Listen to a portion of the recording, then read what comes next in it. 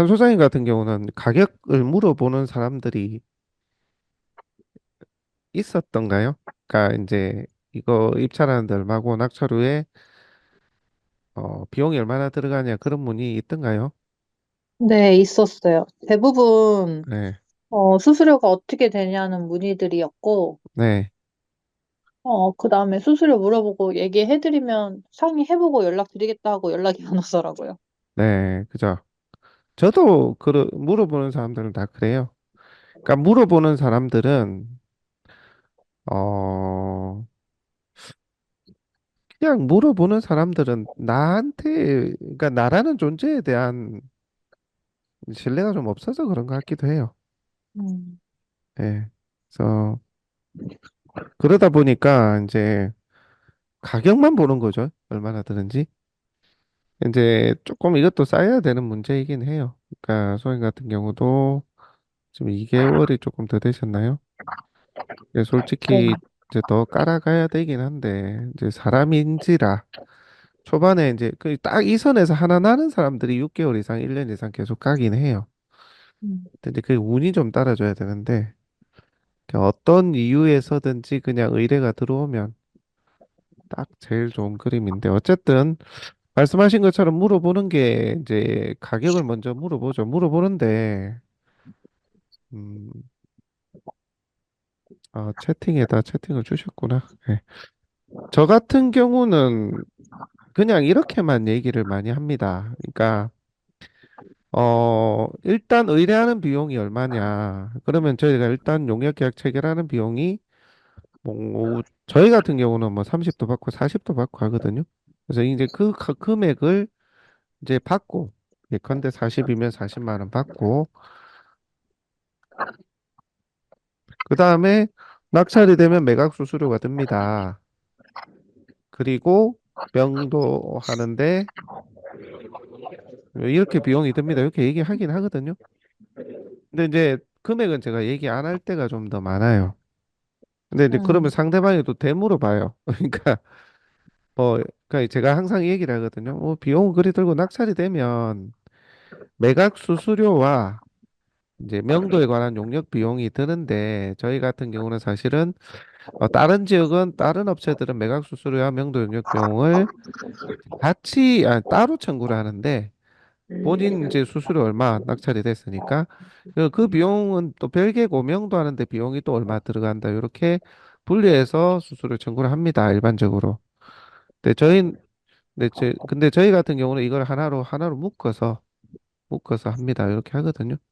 그러면 이제 얼마냐 물어봐. 그러면 저는 물건에 따라서 다 다르다. 다 다르고, 명도의 난이도에 따라 다르고, 임차인이 점유하고 있는지, 소유주가 점유하고 있는지, 몇 사람이 점유를 하고 있는지, 뭐 그런 거에 따라서 좀 다르기 때문에 금액을 특정할 수가 없고, 항상 그 얘기 하죠. 이제 지금 현 최저가 1.5%에서 협의를 한다. 뭐 까줄 수 있으면 까주고, 물건을 봐서, 뭐 그렇지 않으면 뭐 금액이 조금 더 붙기도 하고, 아마 서울이나 수도권은 이제 주로 까주는 쪽으로 가겠죠. 그죠?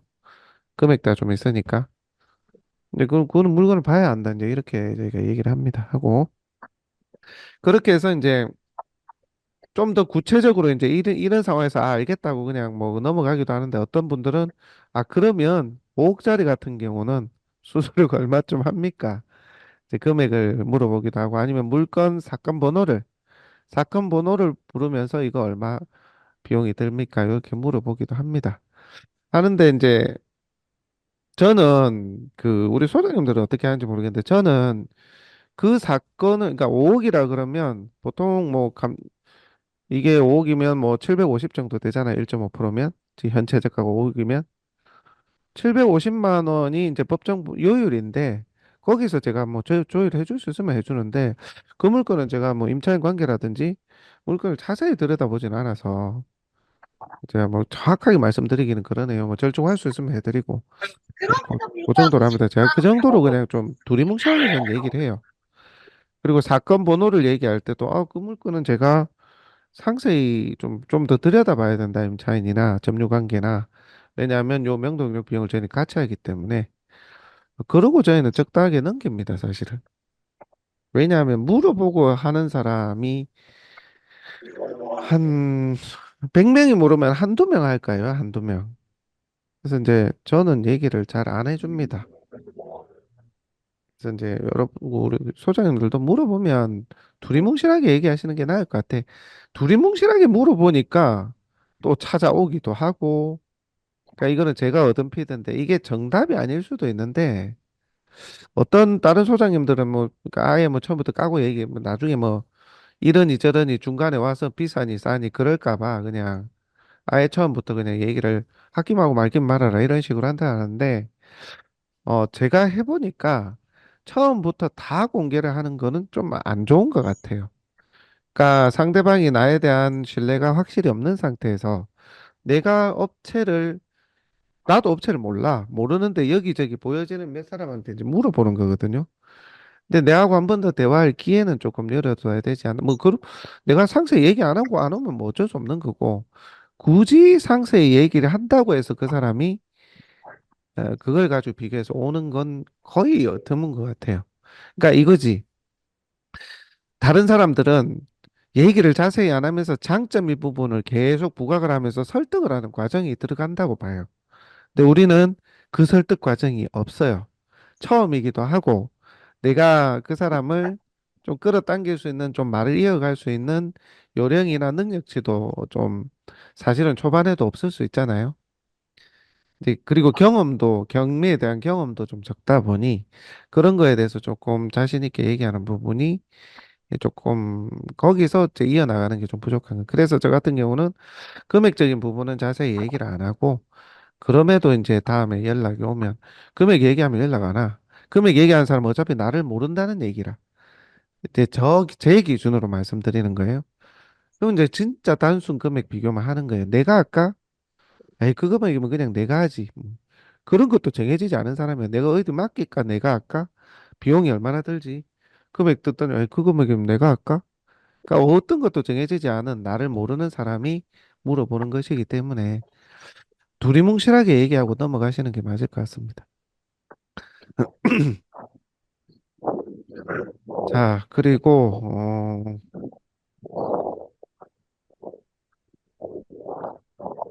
교육을 이제 처음 들으시는 분들은 이제 더 계시니까 제가 좀 설명을 드려야 될 것 같은데, 저 같은 경우는 사실 매각 수수료나 명도 용역 비용, 그거 전에 제가 그거 좀 말씀드릴게요. 사람들이 이제 의뢰가 오는 비율이, 여러분들이 이제 초반에 조금 어려울 수밖에 없는 게, 솔직히 말씀드리면, 음, 저 같은 경우는 꽤 오래 했으니까 홍보나 노출이 잘 되는 편이죠. 그 기준으로 봤을 때, 한, 한 10명 물어오면 한두 개 계약 나나? 뭐 그런 것 같아요. 그러니까 이제 물어오는 사람에 대해서는 그 비율이 좀 더 높아져야 됩니다, 사실. 그러려면 뭐 다른 건 없어요. 그냥 많이 올릴 수밖에 없긴 한데, 많은 물건을 자주 자주 올릴 수밖에 없긴 없는데, 근데 이제 우리는 또 제가 초반에 힘들었던 게 그런 거거든요. 중개는 내가 알아. 근데 경매를 하려고 하다 보니까 하다가 권리 분석하고 또 앉아 있는 거지. 그러다 보니까 한 개 이상을 잘 못 만들겠더라고. 근데 이제 그나마 이제 저 같은 경우는 비도심에 땅이나 이런 걸 하다 보니까 조금 덜 복잡해. 그리고 어차피 공법적인 부분이고 건축법이나 이런 것들 위주로 좀 알면 설명이 되는 것들이니까 대항력이 있는지 뭐 예를 들어서 등기상의 하자나 이런 것들을 초반에 많이 곁들이지 않아서 조금 이렇게 저기 영상도 조금 더 빨리 그나마 초반에 빨리 올려졌던 것 같은데 지금 이제 처음 하시는 분들은 내가 좀 아는 것처럼 보일라 해도 공부를 해야 돼. 하다 보니까. 그리고 내가 좀 많이 안 다뤘던 물건은 또 공부해야 되고. 그러니까 영상 만들다 공부해야 되고 이런 게 있거든요. 그러니까 이게 어찌 보면 걸음마라고 보셔야 될 것 같기도 해요. 물론 이제 내가 항상 다루었던 물건을 계속 그런 물건만 찾아서 영상을 올리면 그나마 좀 낫긴 해요. 그럼에도 이제 영상을 올리는데 시간과 노력은 또 들어가겠죠, 그죠?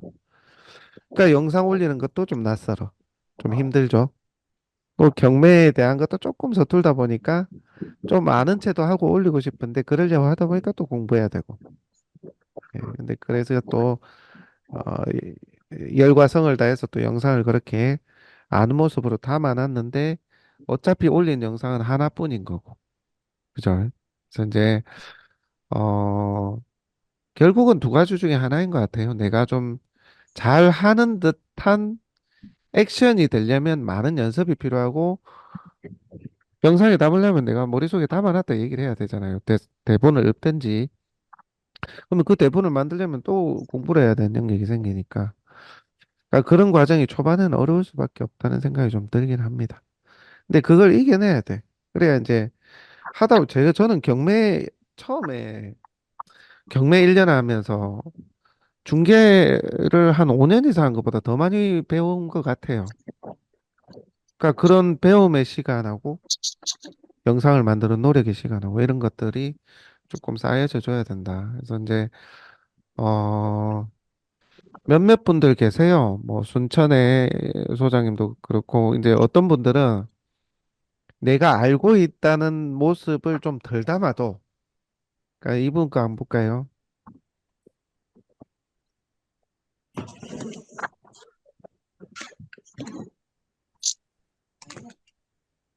여기 소장님 같은 경우는 영상을 거의 400개를 만들었네요. 쇼츠도 와, 만들고. 그걸 보면 여기 이 소장님 같은 경우는 영상을 뭐 대충 올린다는 의미가 아니라 그러니까 이게 그냥 많이 찾아다니면서 그냥 많이 올렸어. 안에 영상을 좀 나중에 보시게 되면 막 설득력이 있지도 않아, 솔직히.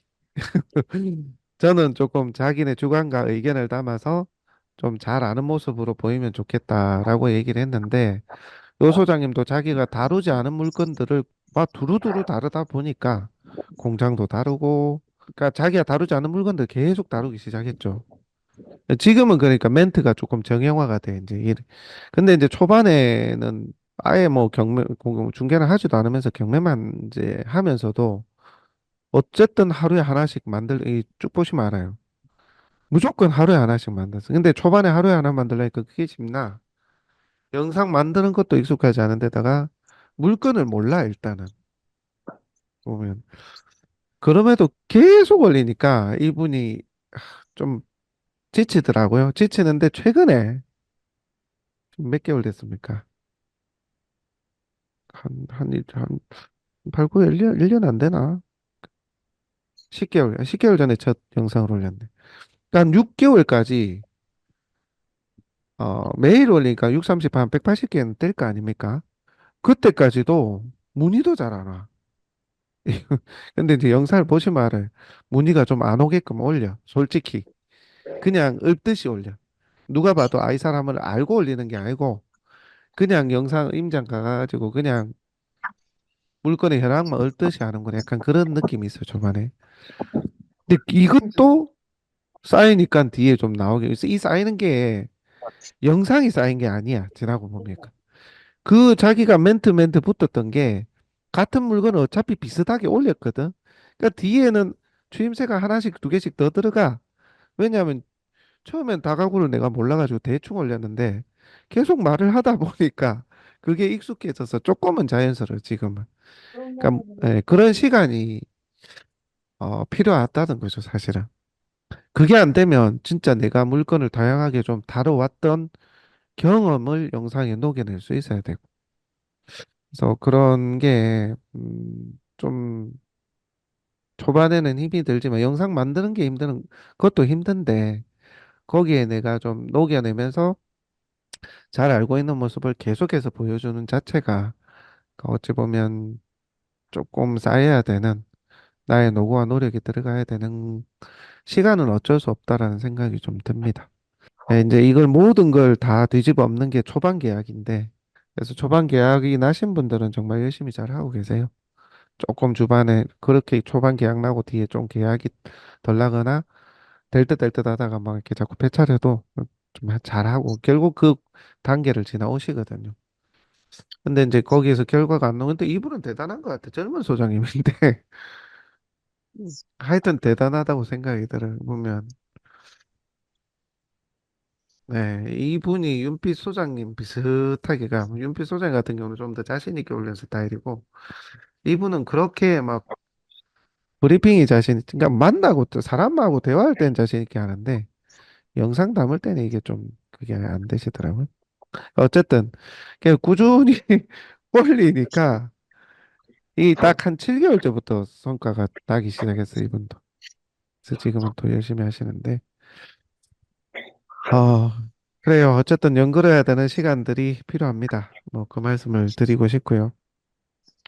어, 매니저님, 저 네. 하나 물어봐도 돼요? 얼마든지 여쭤보세요. 네. 얼마든지. 그 매니저님 같은 경우에는 그 의뢰인이 네. 마이크 그 조금 가까이 해주시면 좋고요. 네. 물건을 특정해서 오는 사람이 있나요? 아니면 뭐 가격대하고 그냥 그런 뭐 물건의 저, 종류를 뭐 의뢰하는 저는 거. 세 예. 건 중에 두 건은 물건을 보고 전화 오고요. 한 건은 제가 올린 물건이 아니고 그냥 연락이 옵니다. 근데 이제 아, 일반적으로는 올린 물건만 문의가 옵니다. 초반에는 무조건 그래요. 아, 그래서 많이 올려야 되는 거예요. 많이 올려야 되고, 많이 올려야지만 내가 또 말하는 게 늘고요. 예. 또 상대방도 많이 보이니까, 이 사람 계속해서 올리네, 계속해서 임장 다니네.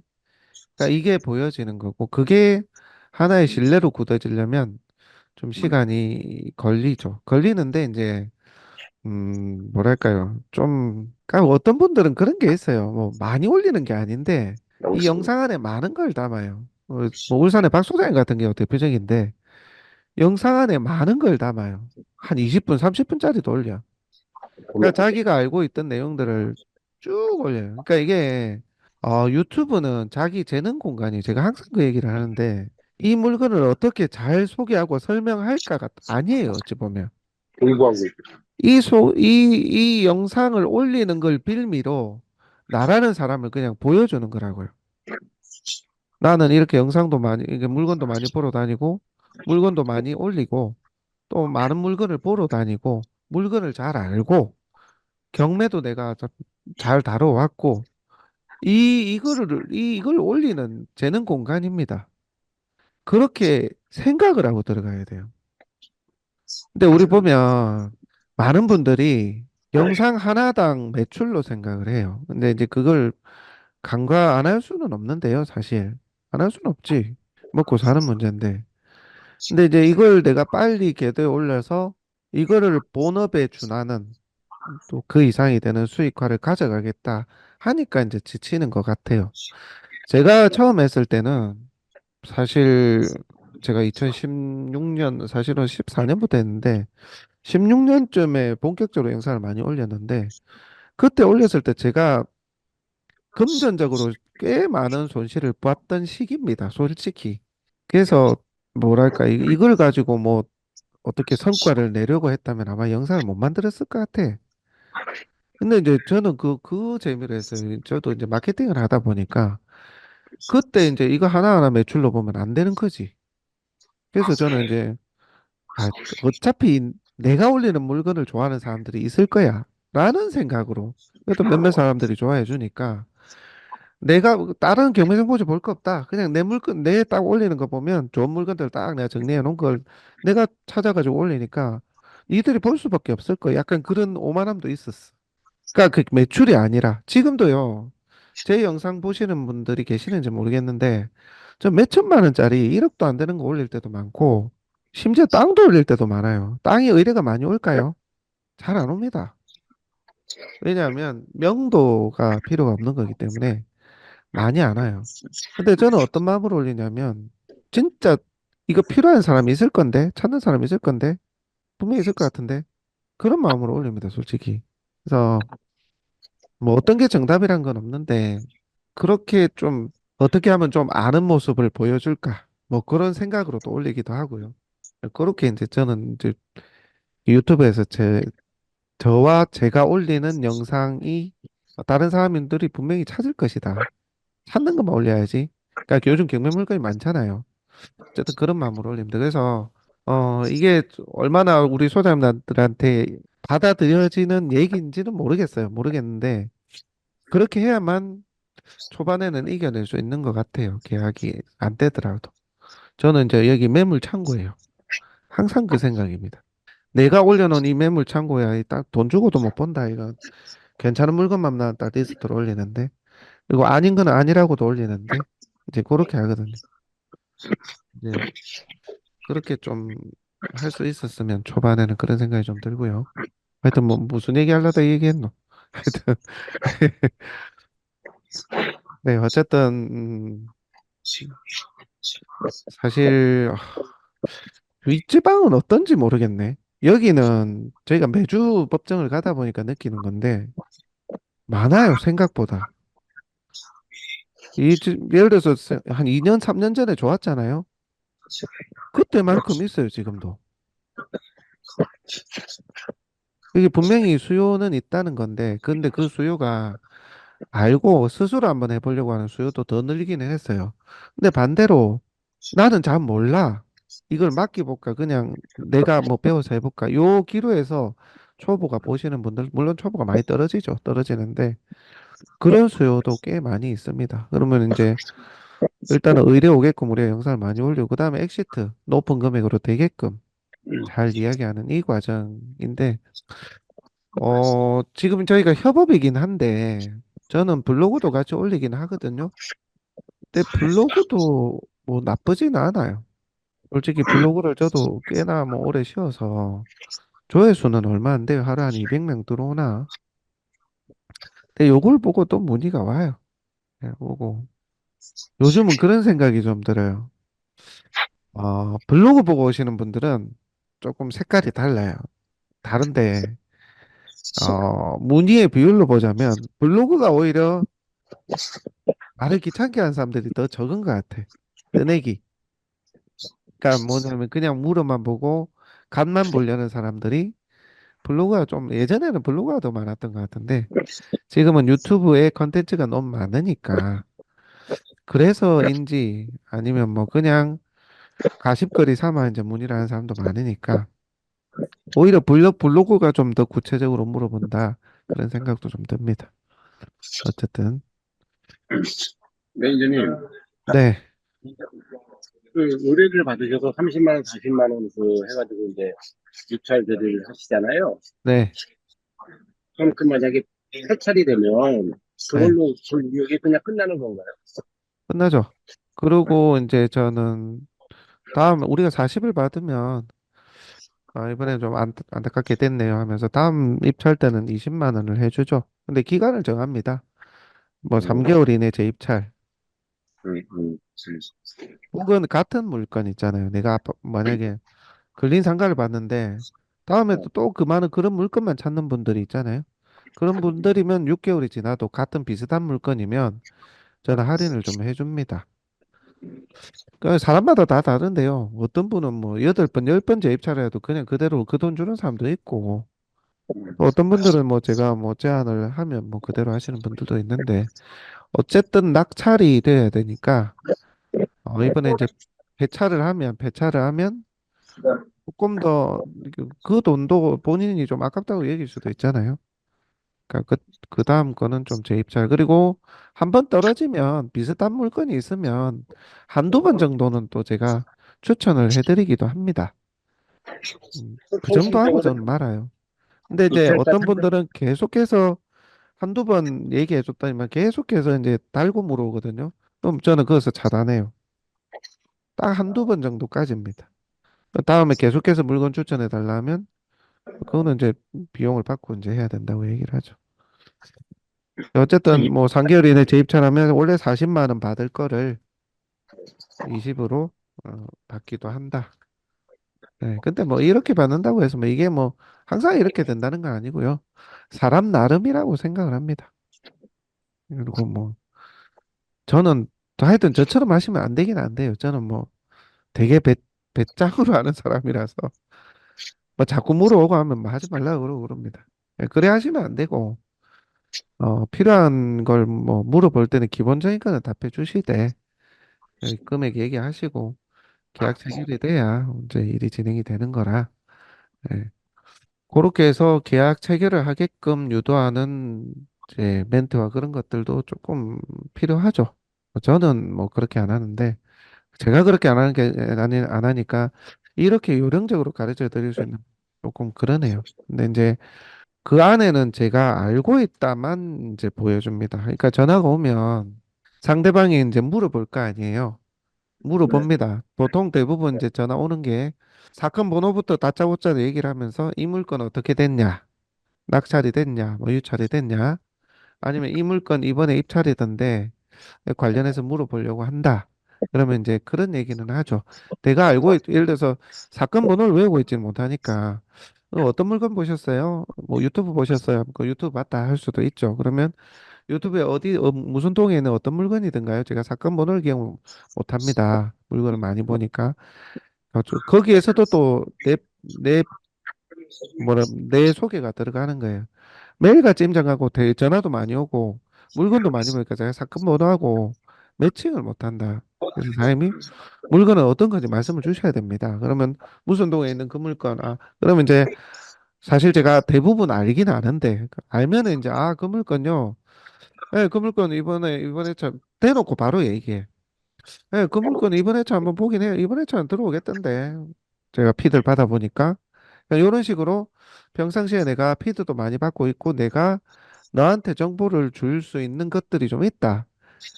예, 그런 얘기를 합니다. 그리고 또 이제 간단하게 또 얘기를 해요. 그러면은 뭐, 이 물건에 대해서 더 물어보려고 하면, 그거는 사장님 저희가 이 문의도, 전화 문의도 종종 오는 그 물건이기도 하고 해서, 이 물건은 저희가 곧 누구한테 의뢰를 받더라도 받을 것 같으니까, 하실 것 같으면 계약 체결하고 하셔야 된다. 왜냐면, 또 똑같은 레파토리 합니다. 경매는 부동산 매매나 중개와 달라서, 가격을 얼마 쓸지, 이 물건이 문제가 있는데 이 물건이 문제 있는 물건인지 아닌지에 따라서 가치가 완전히 달라지고 돈을 버냐 못 버냐이기 때문에 저희가 계약 체결을 해야만 할 수 있는 부분이 있다. 그래서 뭐 하시려면 뭐 그렇게 하시라. 저희가 답변 드려야 곤란한 부분이다. 그리고 내가 네 아니라도 받고 있는 연락도 꽤 되고 어차피 이 물건에 대해서 누구한테 받더라도 받을 것 같다는 뉘앙스로 스토리를 좀 만들면서 얘기해 줄 필요가 있는 것 같고요. 그리고 그 물건은 그 물건 뭐 연락도 많이 오고 뭐 나도 뻔히 알고 있는 물건이야. 심지어 말은 안 해요. 말은 안 하는데 우리가 한번 대항력이 임차인이 있는 만약에 물건이다. 그거 뭐 문제도 있긴 한데 그거 뭐 좀 살펴봐야 되는 물건이고 그거는 뭐 진행을 뭐 의뢰를 주셔야 저희가 말씀드립니다. 약간 그런 식으로 그 물건의 하자나 문제점도 당연히 알고 있다. 정도로만 살짝 보여주는 응대가 필요하다고 생각해요. 그렇게 하면서 조금 대화를 이어나가면서 조금 그렇게 말씀을 나눠볼 필요가 있습니다. 그 잘하시는 분이 부산에 그 경매 지금은 안 해요. 안 하는데 예전에 그 자동차 딜러도 했다가 보험 영업도 했다가 하셨던 분이 계신데 제 사촌 동생의 사실 룸메이트인데 그분이 경매를 제가 경매도 하기 전에 옛날에 잠깐 했을 때 내가 아직도 그 대화하고 했던 게 기억이 나요. 절대 대화를 먼저 안 끊어요. 안 끊고 정보는 안 주면서 어떻게든 말을 이어나가더라고요. 그러니까 그 물건에 대해서 내가 잘 알고 있는, 그러니까 핵심은 빼고 알고 있다 부분을 계속 얘기를 하면서 그리고 그 지역도 알고 있고 그 물건도 알고 있고 또 그 물건을 실제 내가 낙찰받아서 엑시트하거나 차임을 맞추거나 하는 것도 내가 그 지역을 잘 알고 있고 수요도 뻔히 알고 있고 내가 그런 시장에 있으니까 내가 그것까지 맞춰줄 수 있다. 그러니까 이런 것들을 계속 PR을 하면서 이제 계속 이어나가더라고요. 그러면서 보면서 그때 당시엔 제가 잘 시간 꽤 오래된긴 했지만 이 사람 잘하네 그런 생각이 워낙 셀러를 오래 해놔놓으니까 그렇게 사실은 뭐 그렇게까지는 아니라도 어쨌든 내가 많이 알고 있는 물건에 대해서 낚시할 때 도움을 줄 수 있다 정도는 좀 보여줘야 된다고 생각합니다. 그러면 그 의견이 음. 들리세요? 네네. 들리세요? 네, 제가 들립니다. 밥을 안 먹어서 밥을 먹으면서 듣고 뭐 있습니다. 편하게 말씀 주셔도 돼요. 네, 네. 그 이제 의뢰인한테 마지막 가격 사정을 해줄 때 네. 뭐 딱 꼭 집어서 얘기를 해주나요? 그냥 레인지만 얘기를 해주고 그 의뢰인이 가격을 결정하게끔 하시나요? 입찰 가격요? 네네네. 아, 입찰 가격. 네. 입찰 가격은 무조건 의뢰인이 결정하게 합니다. 그 어떤 분들은 대부분 그런 얘기를 많이 하거든요. 아, 그 사장님이 혹은 대표님이 소장님이 뭐 명칭도 다양한데 잘 알고 계시니까 좀 정해주라는 식으로 얘기를 합니다. 그러면은 저는 항상 방어부터 합니다. 아파트를 예를 들게요. 아파트는 사실 가격이 뻔히 정해져 있긴 합니다. 근데 간간이 삑사리가 난다. 실제 우리는 모르지만 그 현재 점유하고 있는 그 임차인이면 임차인, 뭐 채무자면 채무, 이해관계인이 들어가고 가가지고 이 꼭 낙찰 받아야 되는 당사자잖아요. 제3자가 들어와 버리면 꼭 받아야 되는 사람이니까 높이 들어와 버려가지고 우리가 어쩔 수 없이 지는 건 그거는 어쩔 수 없다. 또 우리가 예상을 하고 추정을 한다 하더라도 여기에는 실수요도 있고 이걸 참고하시는 게 좋을 거예요. 이 제 말을 실수요도 있고 오로지 투자로만 보는 사람도 있다. 사장님은 사실은 투자에 가깝지 않느냐. 근데 실수의 요소가 더 강하고 내가 이거 지금 이 물건은 꼭 들어가서 살아야 된다. 나중을 보더라도 꼭 들어가야 만 되는 그런 어떤 니즈가 강한 사람이 사실 들어오면 거기서 그냥 우리가 뭐 서울 아파트 10억이면 거기서 그만 1, 2천 더 들어와 버린다. 그래서 그 차이가 나는 건 사실 어쩔 수가 없다. 근데 모든 사람들이 내가 지금 제안을 드리는 것처럼 평가를 한다. 그 제안이 뭐냐면 최근에 비슷한 아파트 혹은 뭐 아파트 지면 동일 아파트겠죠. 아니면 비슷한 아파트. 뭐 다가구나 근린주택 또 비슷한 평수의 크기에 낙찰 사례 없으면 전체 평균으로 간다. 그러니까 이런 거는 우리 소장님들이 레파토리를 만들어 놔도 돼요. 사실 그대로 낙찰되지는 않거든. 아파트는 좀 정형화돼 있긴 하다마는. 그러니까 그런 레파토리를 조금 만들어야 돼요. 이런 방식으로 대입을 해서 가격을 책정해서 이렇게 된다. 근데 거기에서 조금 더 가냐 안 가냐의 차이다. 근데 이게 평균치를 가지고 통계를 내는 거기 때문에 내 예상이 빗나갈 때가 사실 심심찮게 있다. 그래서 제가 제 생각을 조언을 드리는 건데 이게 맞을 수도 아닐 수도 있지만 도움은 되실 거다. 근데 틀리기도 한다. 그러니까 저한테 책임 물으시면 안 된다. 그 얘기를 분명히 먼저 합니다. 음, 그러면 이제 그 들을 때는 그 얘기 하죠. 아, 뭐 그렇죠. 당연히 뭐 운이 작용하는 거고 뭐 그런 얘기를 합니다. 그렇게 한번 얘기를 하고 제가 제 의견을 한번 드리고 의견을 제가 먼저 드리기 전에 먼저 한번 물어보기도 해요. 사장님은 어느 정도 생각을 하십니까?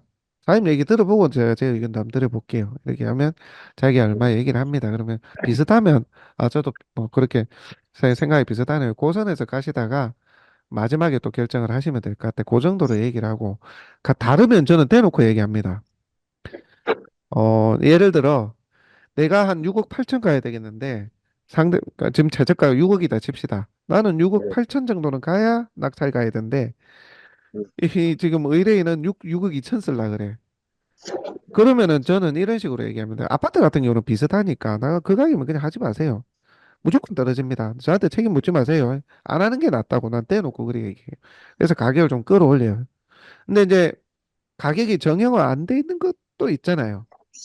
근데 이게 6억 2천에 낙찰될 수도 있고 6억 8천에도 될 수 있어. 그럼 근데도 내가 준 어떤 얘기는 해줘야 되잖아요. 그죠? 그러면 저는 요즘은 높은 금액을 조금 얘기를 합니다. 근데 이제 그거는 분위기 따라 얘기를 해. 그 분위기가 요즘 최근 법원의 분위기. 그러니까 이게 내가 틀릴 수도 있지만 내가 어떤 기준에 의해서 가격을 제시한다는 부분은 납득이 돼야 됩니다. 그래서 요즘 같은 경우 실제 이 정도 떨어지는 물건에 진짜 많이 몰립니다. 분위기도 얘기를 해주면서 지난 낙찰 사례 비슷한 물건 다른 것들 단독에 보여주면서 이 정도 들어왔습니다. 그러니까 이제 아파트 말고 다른 거 말씀드리는 거예요. 그러면 이제 그 금액에 대해서 납득이 되게끔 예시를 들어주면서 얘기를 하죠. 또 그때 얘기를 합니다. 예를 들어서 6억 제 생각에 6억 8천이다 하면 이 6억 8천은 사실 제가 이런 평균이나 통계치를 내서 사실 우리가 그 데이터 기반해서 가격 제한을 드리는데 언제나 변수는 있다. 꼭 삑사리가 날 때도 있더라. 이 운이 작용을 꽤 한다. 그러니까 다른 사람들도 사실 이런 평균과 비슷한 평균치를 두고 얼마에 들어갈까 고민한다. 그러니까 이게 맞을 수도 있지만 좀 어긋나더라도 책임 물으면 안 된다. 그 얘기를 한 입찰 가격 산정하는 전날 저희는 보통 입찰 하는 전날까지도 금액을 안 씁니다. 저는 아예 서로 얘기만 한두 번 하고 마지막 하루 전에 이제 그런 얘기를 하죠. 하면 이제 얼마 뭐 씁시다라고 하면 그때도 한 번 더 그 얘기를 한다는 거죠. 그러니까 나는 나를 방어는 해야 되잖아요. 그리고 네. 또 그 얘기도 합니다. 항상 말씀드리지만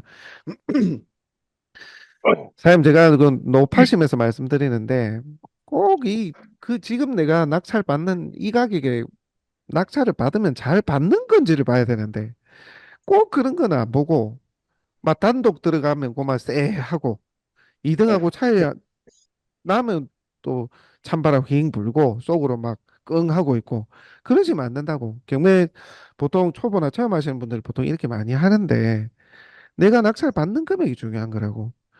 우리가 얼마 될지를 누구도 예상하지 못하는 거기 때문에 언제나 변수는 있다. 그러니까 내가 낙찰감 받는 가격이 잘 받는 가격인지 봐라.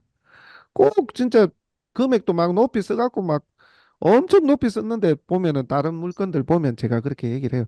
다른 물건들 보면 진짜 높이 썼는데 2등하고 막 차이 얼마 안 나면 막 좋아서 난리고 그러면 안 된다고. 지금 받는 가격이 제 가격인지 그것만 보고 판단하셔야 된다. 결과에 대해서도. 그 얘기도 해요. 2등하고 차이 나도 나한테 뭐 말하지 마 이거지. 어, 그 얘기는 반드시 합니다. 그래서 제가 그 2등하고 차이가 좀 나게 낙찰된 적도 들어 있는데 네. 뭐 책임 묻고 그러진 않습니다. 그 얘기를 정확하게 하면. 음, 근데 우리는 그 얘기를 잘 안 하죠. 근데 그 얘기가 굉장히 중요합니다. 네. 처음에 입찰 가격 산정할 때도 그렇고 마지막 입찰 금액, 입찰하는 매각기일 전날의 금액을 정할 때도 이런 얘기들은 단호하게 정확하게 얘기를 해야 됩니다. 그래야 조금 우리가 푸시를 하더라도 그죠? 나중에 2등하고 혹여 차이가 나더라도 우리도 모르는 거잖아요. 우리도 그렇죠. 네. 매번 드라마입니다. 매번. 근데 매주 가는데 진짜 매번 드라마야. 사무실에 인터뷰 하시는데 그 뭐 CCTV 같은 거 설치해 놓을 수 없겠네요. 에? 그게 무슨 얘기죠? 사무실에 아니 이제 이렇게 이제 의뢰인하고 면담하는데 그 CCTV 사무실 녹화 같은 거 안 하시냐 이거죠. 예전에는 교육 차원에서 하기도 했는데 지금 뭐 귀찮아서 안 하고 있습니다. 예전에 예전에는 그것도 해봤어. 아, 그런 게 있으면 참고가 되겠다는 얘기인가요? 아니요 의뢰인이 네, 이제 그 우리 저 매니저님이 의뢰인이 했었을 때 가격에 네. 대해서는 더 이상 왈가왈부하지 말아라. 어? 아무리 네. 입찰에서 차이가 많이 나든 간에 근데 내가 언제 그랬냐 나는 뭐 300, 아, 5천 쓰았는데 우리 사장님께서 뭐 어, 4억 쓰라 그래가지고 한 쓰는데 뭐 그런 것 우리가 음, 전화는 일반적으로 녹음이 되잖아요 자동으로 그 네. 사무실 같은 만났을 경우 때는 따로 녹음기를 틀어야 뭐 녹음이 되겠죠. 전화야 뭐 갤럭시는 녹음이 삼성은 녹음이 되겠지만. 근데 그게 중요한 건 아닌 것 같아요. 사실, 이런 얘기를 정확하게 잘 하면 별로 큰 문제는 없는 것 같아요. 그리고 저도 사실 푸시를 할 때 이 정도면 떨어질 것 같다, 붙을 것 같다라고 얘기를 하거든요. 근데 그게 틀릴 때도 있어요. 있어도 뭐 일이 됐네요. 아, 이번엔 제가 틀렸네요. 그래 얘기하고 넘어가기도 합니다. 어쨌든 낙찰이 안 됐을 때가 뭐 더 인연이 아니어지지 조금 높이 되더라도 낙찰이 돼서 그 뒤가 괜찮으면 또 인연이 연결되고 하는 것 같아요. 그러니까 2등이 1등이 되더라도 2등하고 차이가 나게 되더라도 되는 게 중요한 것 같아요. 저희는 뭐 사실 그런 걸 별로 크게 워낙 처음부터 그런 얘기들을 다 하면서 방어를 쳐서 별로 뭐 그렇게 뭐 부담스럽거나 그러지는 않습니다. 그리고 또 우리 동네 물건은 제가 딱 우리 통영지원만 떠나면 금액이 좀 애매해, 솔직히. 진주지원 가고 창원지법만 가도 아예 조금 어려워. 솔직히 어, 아파트만 빼고는. 예, 사실 우리 지역에 있는 물건은 금액 차이가 비슷하게 가요, 지금은. 뭐 거의 매주 가니까. 결과도 보고 저는 법원을 가도 제가 관심 있어 하는 물건들을 그 사건번호를 다 적어가지고 얼마에 낙찰될 것 같은데 얼마에 낙찰됐는지도 다 적거든요. 다 적고 가서 가만 앉아서 뭐 할 거라. 내가 입찰하는 심정으로 다 봅니다. 왜 그러냐면 이번 회차 오늘 떨어졌잖아요. 그럼 이제 이놈이 내가 관심에서 하는 물건 이놈이 오늘 떨어지면 그 다음 차수는 메리트 있는 놈이야. 그 촬영하러 가려고 솔직히. 왜 그거 음, 10개 뭐 10개 오늘 예를 들어서 법 통영지원에 사건이 200개 진행되는데 내가 지금 관심 물건으로 찍어 놓은 게 15개야 오늘 진행돼. 그걸 다 듣는다고. 그래 놓고 음, 낙찰되는 금액 이거 높게 됐네. 낮게 됐네. 이러고 넘어가. 근데 그 실제 그러려고 하는 게 아니라 2시간 3시간 앉아 있으면서 심심하니까 이 중에서 떨어진 놈 입찰 내가 물건 찍으러 가야지 이제 이러려고 하는 거라 사실. 그래가지고 이제 보는데 그러다 보니까 계속 보니까 이제 대충은 나오기는 하죠. 딱 몇 명 들어갈지가 요즘 안 틀려. 통역 지원이 원래 많이 안 들어가서 그런 것도 있고. 어쨌든 좀 요즘은 약간 점집화돼 가고 있어. 근데 다른 지역은 솔직히 모르겠어. 잘 틀려요. 진주 지역은 동네도 별로 안 먼데도 제가 많이 틀리는데 어쨌든 틀려도 높게 썼으면 나 혼자 2등하고 차이가 낙찰이 되더라도 폐찰하더라도 당당하게 얘기하셔야 돼요. 그 전에 방아채야 되고 미리 얘기하면서 나 책임 물으면 안 됩니다. 그리고 2등하고 차이 나도 말하면 안 돼요. 이건 누구도 모르는 겁니다. 네. 네, 배려 변수가 많은 이제 경매 물건이다. 오늘 어제도 엊그제도 당연히 낙찰될 줄 알았던 게 떨어지고 같이 간 사람 그러니까 한 분은 일행이었고 한 분은 그냥 의뢰받은 거 2개를 가지고 들어갔어요. 근데 솔직히 대놓고 그 옆에 얘기했다니까. 아, 솔직히 이 정도 금액이면 좀 떨어질 것. 약간 그런 식으로 얘기를 했어. 잠깐만요. 그렇게 이제 얘기를 했는데 옆에 앉아 있잖아요, 지금. 난 진짜 떨어질 줄 알았지. 근데 됐네. 음, 왜냐 떨어질 줄 알았다는 얘기는 내가 조금 더 높은 금액으로 푸시 좀 갔으면 했는데 그런 심정으로 말을 한 거지. 그전에도 약간 네. 자기 그분이 말한 거 갭차 조금 있었거든요. 근데 그거는 대피고 저거는 야 이거는 낙찰이다 한 개 떨어졌거든. 그러니까 이제 변수도 있어. 낙찰 됐으면 된 거잖아요. 그러니까 네. 사장님 말씀 맞았네요. 내 말 들었으면 좀 드서갖고 좀 그랬겠네. 그러고 넘어가는 거지. 그거 너무 좀 유연하게 보시면 너무 그런 거에 대해 부담 가지실 필요는 없어요. 떨어진 거는 어떻게 해서 떨어지신 거예요? 예. 에? 그리고 두 에? 번째 보셔서 떨어진 거 이번에 두 떨어진 번째 건 떨어진 아파트였습니다. 거. 아파트.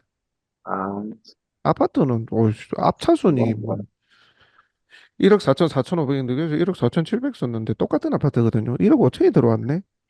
뒤에 아파트도 줄줄이 있는 아파트인데 거제가 지금 아파트가 싸거든요. 그건 당연히 듣기라 봤는데 그건 떨어지고 상가는 돼요. 또 웃긴다니까. 그러니까 이런 게도 되는 거지. 그러니까 뭐 그런 거에 너무 연연하지 않으셨으면 좋겠어요. 자, 알겠습니다. 어쨌든 뭐 궁금한 건 물어보셔도 됩니다. 어쨌든 그렇게 좀 하실 수 있어야 되고 박 소장님하고 권 소장님하고 오셨네. 그 박 소장님은 영상 요즘 안 올리고 계시는데 의뢰가 들어옵니까? 아, 저는 예, 기존 고객들이 제 이야기 들리나요? 들립니다, 들립니다. 제가 저 마이크 안 기존에 인프라가 있는 거죠. 예, 기존의 고객들, 고정 고객들이 예, 오늘도 10번째 의뢰 들어가가지고 3건 받아들이고, 예. 11번째 의뢰고, 뭐, 7번째 의뢰고, 다 이런 분들이라 가지고, 그러니까 제가 봤을 때는 박 소장님이 계속 쭉 영상을 깔고 갔으면 물론 그게 쉽지는 않은데 직접 투자도 하시니까 그렇게 깔고 그게 이제 쌓이면 나중에 내 스트레스도 되지만 진짜 이제 그게 이제 일이 되는 거거든요. 근데 이제 뭐 그러니까 초반에 그렇게 만들려고 하면 솔직히 내가 아는 것도 좀 있어야 되고 말재간도 있어야 되고 사람을 좀 맞출 수도 있어야 되고 이제 이런 것들이 다 돼야 되지. 그리고 영상에도 내가 잘 아는 것처럼 보이기도 해야 되고. 근데 그게 일반적이지는 않거든요. 않아서 그런 단계로 가면 좀 빨라지긴 하는데 많은 이제 소장님들이 영상 만들기도 힘든 데다가 브리핑도 낯선 데다가 그리고 내가 안 다루는 물건까지도 또 해야 되는 데다가 그러니까 이러니까 이제 이게 시간이 걸리죠. 나는 솔직히 박 소장님은 꾸준히 깔고 가면 어느 궤도에 오를 것 같은데 요즘 또 안 아니요. 올리시네. 내일부터 만들 겁니다. 그래. 이번에도 뭐 며칠 전에 만든다 카니. 시기만 조율하고 있고, 저 예, 미친 듯이 또 만들 겁니다. 그죠? 만들고 싶어가지고 현장은 예. 예전이나 지금이나 꾸준하게 계속 다닙니다. 하루에 8시간 이상씩은 물건 분석이고 무조건 현장은 에, 매일 갑니다, 에, 저는. 안 만들 뿐이지. 그죠. 그러면 돼. 그러면서 조금 또 사람은 누구나 좀 쉬어야 될 때도 있고, 뭐, 그렇죠. 뭐. 그래서 뭐, 딱 소장님 같은 스타일이 이제 딱 불이 붙으면 어느 단계에서부터는, 왜냐하면 기존 고객도 이게 조금 쌓이고, 이렇게 가는 게 제일 좋은 그림이죠. 소장님 같은 경우는 사실 한 7, 8개월, 아직 1년 안 됐잖아요. 1년 네. 됐나? 안 됐죠.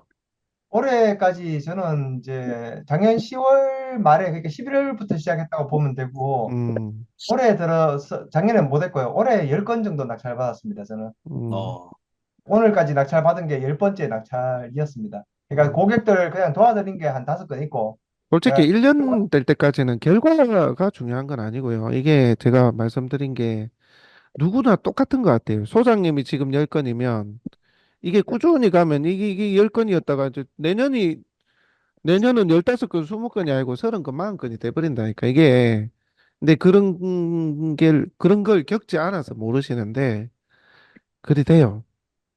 근데 이제 그게 기간이 좀 길어지고 하면 지쳐서 그런 건데 하여튼 그렇습니다. 이게 참 블로그하고 달라서 그런 좀 이렇게 그냥 그렇게 쑥 가버리는 시기가 있는데 우리는 이제 그게 안 보이니까 그런 거거든요. 근데 이제 어쨌든 박 소장님은 좀 다른 분보다 빠르실 거라고 이제 아, 봅니다. 보는데 제가 뭐 여기 이제 매니저님이나 권소영 말고 또 처음 하신 분도 계시니까 조금 이제 첨언을 조금 드리고 싶은 게 음, 저도 녹화 시작해가지고 중이니까 좋은 말씀 주세요.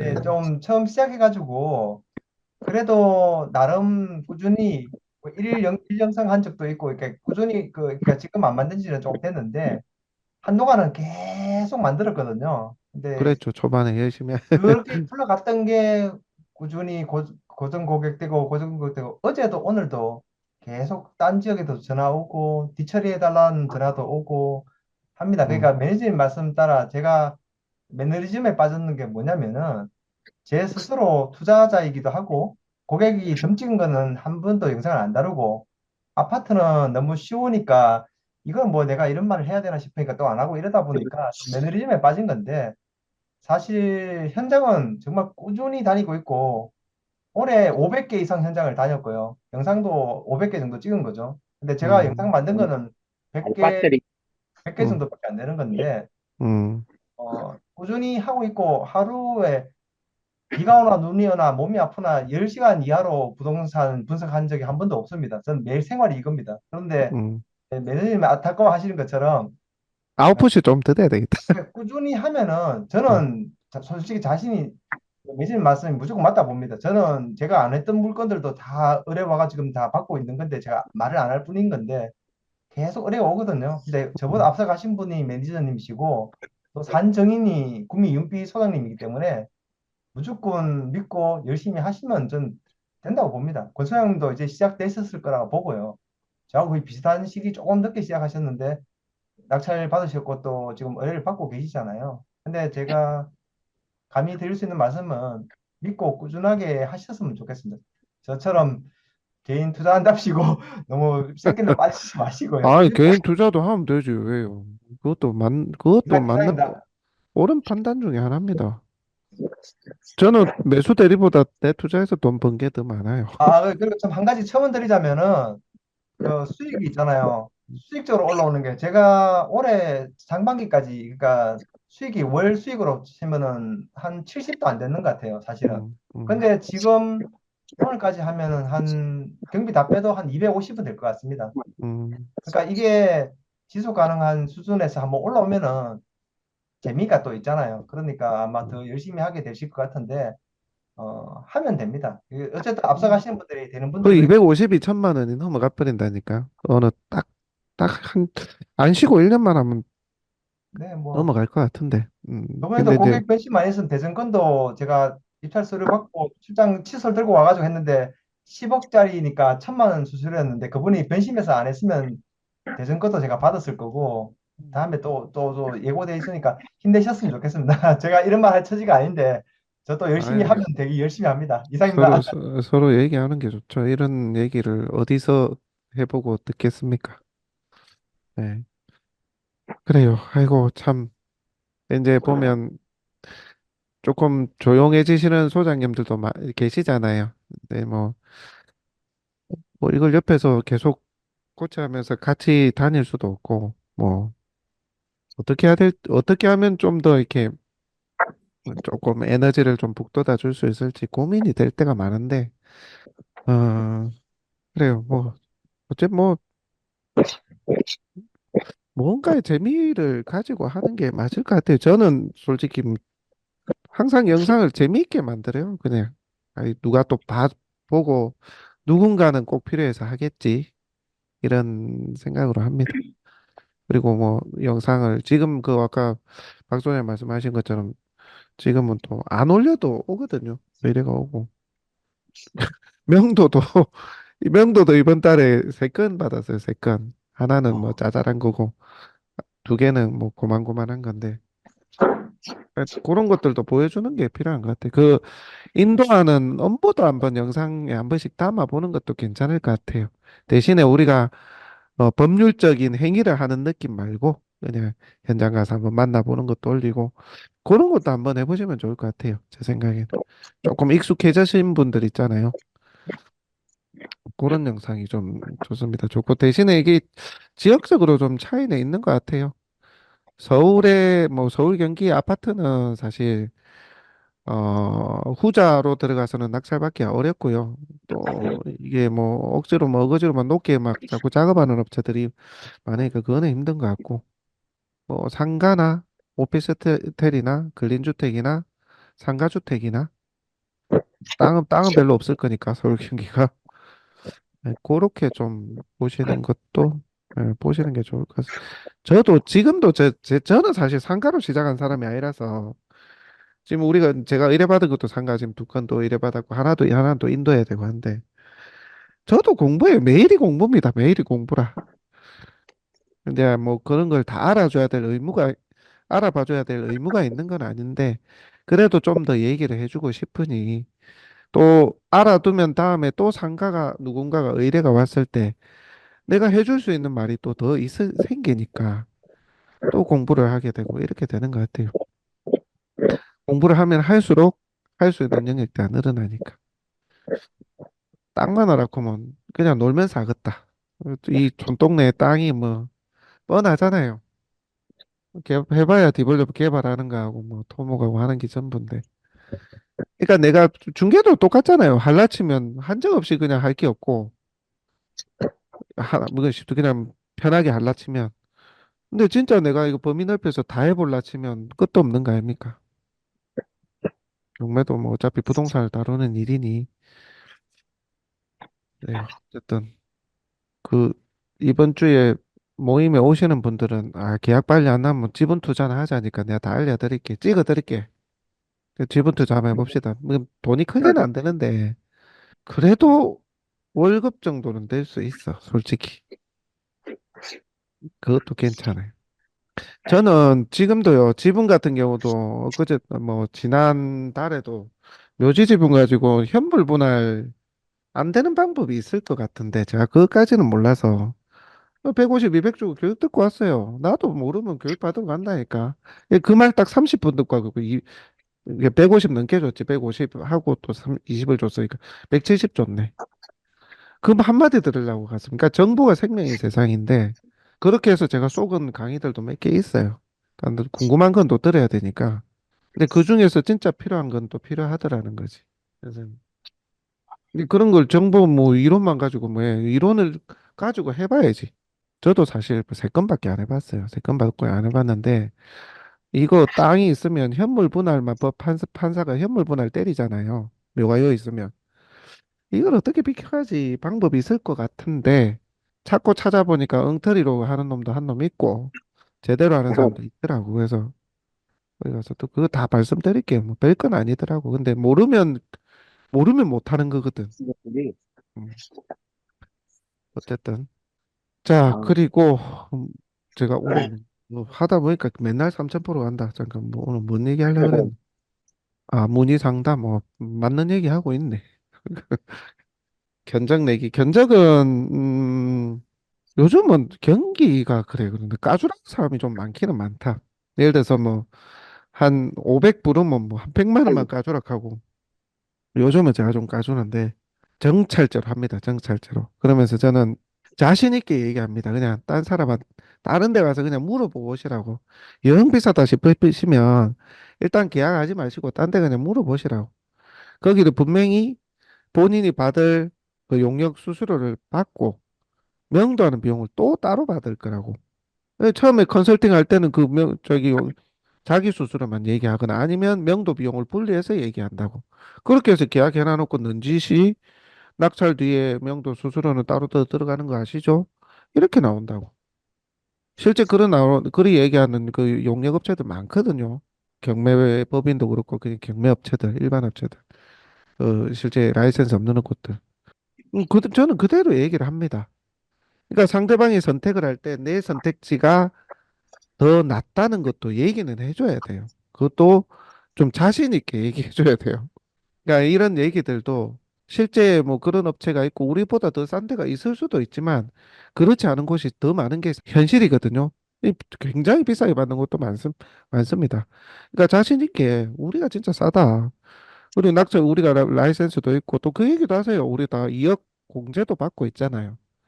중개업만 유일하게 받는 공제인데 우리 사고 치면 2억 다 돌려준다. 보험 들어놓은 데가 딴 데 있는지 봐라. 또 우리 싸다 비교해봐라. 자신 있, 자신 있게 그렇게 얘기를 하거든. 조금 고민할 때는 그런 얘기도 합니다. 대신에 그래 놔놓고 결정은 본인한테 하게 합니다.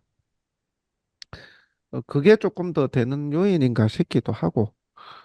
물론 이제 저는 또 좀 오래 하다 보니까 어차피 알고 오는 사람들이 더 많다 보니까 그냥 얘기를 하면 다 믿어주는 사람 고객이 더 많기는 해요. 근데 이제 처음 하시는 분들은 나를 잘 브리핑을 해야 될 거 아닙니까? 상대방이 나를 깊이 있게는 몰라. 기껏 봐도 몇 달 본 게 다야. 영상 몇 번 뜬 거 본 게 다라고. 그러면 나를 그래도 보여줘야 될 거 아닙니까? 그 짧은 시간 안에 나라는 존재를 좀 PR을 해야 되죠. 그 안에 신뢰를 최대한 담으려면 그런 얘기들이 돼줘야죠. 가격 300, 우리가 450 받는다. 명도 비용하고 일이 받는데, 딴 데 안 물어보세요. 좀 싸다 하는 데도 있을 텐데, 근데 정말 낙찰후에 인도 비용까지 토탈 얼마 들어간지 안 물어보라고. 이거 우리보다 높을 거라고. 다 그렇게 분리해서 싸게 얘기한다. 그렇게 얘기하실 수 있어야 됩니다. 자, 다가구 같은 경우는, 저는 다가구를 많이 해봐 놓으니까요. 우리 그 소장님들은 견적 내기가 좀 어려우실 것 같은데, 저는 좀 싸게 받아도 된다고 생각하는 사람입니다. 뭐, 명도 안 돼 돈이 안 들어가니까. 그리 생각하고 하셔도 돼요. 다가구를 온전하게 인도를 한 번만 해본 사람은 한두 번만 해보신 분들 아마 좀 감이 오실 건데, 안 어렵거든. 그러니까 예를 한번 볼까요? 예, 혹시 들어가실 분 있습니까? 들어가실 분 요 물건 한번 들어가 보세요. 혹시 누가 추천해 달라 하면 수익률 나오는 거 요거 한 15% 나옵니다. 세팅도 다 되고 하니까 혹시 그제에 관심 있으신 분은 물건도 또 깨끗하고 좋아. 요거는 이제 비교하기가 어렵네. 이거는 말고 딴 거 봅시다. 거제는 참 임차인이 없네. 어디 갔노 다. 자, 고현이면 시내 쪽 아니라요? 예? 고현이면 시내 쪽 아니라요? 그 택배를 미친데. 시내인데 뭐 먼저 빠진 데도 있고 그렇겠죠. 그러니까 계속 잘 유지하면서 경매로 나오는 게 아니라 그 전부터 조짐이 있어가지고 그런 물건이 많죠. 근데 지금은 위치 좋은 데는 도배 새로 하고 세팅하면 다 됩니다. 아까 같은 경우는 엘리베이터도 있는데 그런 거 다 제가 지금 고현동하고 장평동하고 아주동은 심지어 다락까지 다 채워졌어요. 그러니까 올해만 그쪽에 있는 게 한 6개, 한 7개 전부 다 찼어요. 다가구 하나 빼고, 그거는 위에 조금 문제가 있어서 하나 차고, 나머지는 다 풀 세팅 다 찼어요. 그러니까 위치 좋은 다가구는 다 찹니다. 이런 것도 뭐 500, 뭐 돈 받을 사람은 다 우리한테 허락받아야 갈 거 아닙니까? 그리고 돈 안 받고 나가는 사람조차도 이 배당 안 했네. 이런 사람조차도 그러니까 사실 그냥 나가라 하면 나가. 그냥은 안 나가지. 뭐 붙이고 뭐 하네 웃자네 인도 명령 넣고 집행신청하면 다 나간다고. 나갑니다. 안 나가도 지지문 들고 나가서 집행할 때 얼마 나오지도 않아. 그러니까 내 돈이 여기에 많이 들어갈지 얼마나 들어갈지 모르니까 우리는 원래는 일일 불러야 돼. 한 사람, 두 사람, 세 사람, 네 사람, 뭐 한 열 사람 되네. 그럼 뭐 한 800, 1000만 원 불러야 되는 거는 맞아. 근데 여기서 지출이 거의 안 나간다고. 저번에 그 김준현 소장님인가? 그분도 처음으로 다 가고 인도 하셨더만. 해보니까 할만하대잖아. 그러니까 그저 하기 전에는 되게 부담이 많이 이 사람 언제 얘기 다 하고 얘기를 왜 해? 소리만 붙이면 되지. 안 오면 뜯으면 되고. 그러니까 어려운 게 없는데 우리는 일일이 만나서 다 한 사람 한 사람 해지를 해야 된다 생각을 하니까 힘이 들다고 느끼고 부담이 된다고 느끼고 비용이 얼마 들지 모르니까 일단은 많이 받아야 된다 생각이 들고 그런 거죠. 그러니까 이거는 하여튼 딱 한 번만 해보면 그다음부터 자신감이 생기실 텐데 돈 안 듭니다. 안 든다고 보시면 돼. 그러니까 하여튼 처음 다가고 하시는 분들은 제가 좀 이렇게 현장을 같이 가도 되고 말로 도와드릴 수도 있고 하니까 돈 안 듭니다. 저는 이 훨씬 어렵고 막 오래 있었던 사람들 돈 한 푼 못 받고 가는 막 전세 보증금만 더 걸려 있는 세대도 해봤는데 시간은 조금 더 걸릴지언정 돈 그리 안 듭니다. 안 드니까 사실 요거 800 받으면 한 700이 내 수익이라. 그러니까 그렇게 하고 조금 우리보다 다 비쌀 거 아닙니까? 다른 지역이 우리 거제가 제일 싸니까 딴 데는 웬만해서는 이보다 비쌀 거니까 한 1000만 원 받아도 우리 돈이 안 들어간다. 그래서 진짜 좀 까주라면 진행하면서 까주고 진행해도 돼요. 처음이니까. 처음 해보고 나면 거기서 내가 경험을 사는 거 아닙니까? 그럼 싸게 해줘도 한번 한 사이클 돌려봐야 됩니다. 대표님 지금 이거 매각 수수료 외에 지금 명도 비용 이야기 하시는 거죠? 네.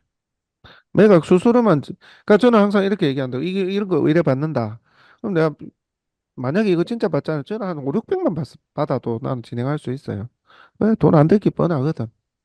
그러면서 딱 큰 소리 칩니다. 딴 데 안 물어보세요. 딱 요 가격에 1.5% 때려가 1000만 원에 어떤 건 사람들은 1000만 원에 통치주는 법무법인이나 업체도 있을 것이고 한 800, 1000만 원 받고 또 명도비는 또 따로 부르깁니다. 실제 그리 하거든요. 대놓고 그럽니다. 저는 5, 600이면 합니다. 아니 5, 600으로 이사비든 명도비든 집행비든 내가 다 알아서 한다게야 내가 쥐어 짜든지 돈을 안 주고 내보낼 거 아닙니까? 대놓고 그래 얘기해. 근데 내가 내 돈 얼마 받고 명도비 따로 듭니다. 명도비 뭐 호수당 100만 원씩 다 주고 내보내면 어느 게 본인한테 이익입니까? 어떻게든 쥐어 짜갖고 안 줘야 될 사람은 안 주는 게 맞다고. 저희는 그렇게 일한다고. 대놓고 얘기합니다. 그러니까 그렇게 좀 비교를 해가지고 다른 업체하고 내가 이렇게 하는 게 당신한테 훨씬 이익이다. 그걸 좀 자신 있게 말하는 레파토리도 만들어 둘 필요가 있습니다. 실제 내가 안 겪어도 그런 것처럼 얘기하셔야 돼. 그러면 상대방도 한번 들어보고 딴 데 물어보고 다시 와서 또 의뢰하기도 하거든요. 어쨌든 돈 안 드니까 뭐 너무 그렇게 내가 걱정이 돼서 사실 한 4, 500, 5, 600 받아야 되는데 한 1000몇백 받아야 되는 이제 이렇게 견적을 조심스럽게 내는 분들도 계셔서 제가 말씀드립니다. 이거 인도 명령 신청하면은 지금 인감증명서 저 호실마다 다 있어야 되죠? 그쵸. 근데 이제 그렇죠. 호실마다 다 있어야 돼. 많이 받으면 좋지 뭐 일 많이 하는 거 같잖아요. 그러니까 열세 이번에 대 봐야 지금 30 몇만 원밖에 더 듭니까? 그래 놓으면 한 3분의 1은 다 나갑니다. 그 3분의 1이 뭐 조금 더 있다 나가고 뭐 좀 시간 더 주락하고 뭐 그러면 조금 더 줘도 되고 아니면 집행 신청 넣어 놔놓고 해도 되고. 음. 근데 사실 문자로 것만 잘 주면 대부분 다 나갑니다. 그리고 집행 비용까지 청구하고 지금 그냥 사는 거니까 그 비용도 청구한단다. 날짜 빨리 정해갖고 언제 나간다고 얘기해 주라. 그래야 내가 설득을 해볼게. 우리 요 낙찰자분이 너무 애누리 없는 사람이라 대신 이거 나갈 기일을 지정을 해라. 그렇게 내가 그 중간을 내가 중재하는 사람으로 계속 이렇게 설득을 하면 다 되지 뭐. 안 될 게 뭐 있어요. 다 됩니다. 이거 그러면 이거 강제 집행 신청을 만약에 하잖아요. 네. 그러면 이게 그 뭐 한 5칸 신청을 하면 제가 한 칸 해보니까 뭐 47만 원인가 대구는 달라 하더라고요. 음. 그 그게 집행 합리적인 나가는데. 가격 같다. 내가 근데 봐도. 이게 5칸 가면 이게 47만 원씩 곱하기 5 해야 되는 거예요? 아니면은 뭐 여비가 꼭, 좀 꼭, 빠지는 거예요? 곱하기 오죠. 곱하기 5라. 네, 근데 이제 이게 어, 통영에도 집행 용역업체가 두 개가 있거든요. 진주 네. 지역까지 같이 하는 곳 하면 세 개인데 견적이 좀 다르더라고. 음, 그러니까 이제 내가 지정을 해서 받을 수도 있고 집행 용역업체를 안 하는 곳이 있으면 모르면 그냥 법원에서 그냥 아무거나 붙여주거든요. 이거 비싸다 하면 비싸다 하면 또 지들끼리 견적을 맞춰주기도 합니다. 음. 근데 이제 우리는 무조건 70 해야 된다 하더라고. 뭐 그래 한 하는데 칸에 70만 원. 예, 너무 비싸지. 그러니까 지 음, 입맛대로라. 이거는 사실은 우리가 이삿짐 A, B, C, D 고르는 게 아니고 사실은 법원에서 해주는 것으로 인지를 하잖아요. 아니, 그러니까 어떤 뭐 강제 집행 말고 이제 계고 나가는 거 있잖아요, 집행관. 예. 그게 지금 40 얼마 달라 아, 하더라고요. 예고집행 네. 많이, 예고집행 치고는 금액이 너무 비싼데. 몇 그거 사람, 하면은 그러면 이게 만약에 5집 나가면은 또 똑같이 그 40만 원 곱하기 5 해야 되는 거예요? 원칙상 그렇죠. 근데 어, 그거는 어떻게 절충을 해주는지는 모르겠습니다. 저는 한 번 있구나. 곱하기가 받긴 하던데. 요새 되면 또 어쩌는지 모르겠어. 여비라고 하는데, 여비가 한 번 나갈 때마다 요율이 정해져 있긴 하거든요. 집행관 사무실 한쪽에 다 써져 있어. 네, 봤어요. 그 금액이 정확해야 되고, 어, 사실 한 두 명만 와도 되는데, 한 네 명 우르르 오는 데도 있거든요.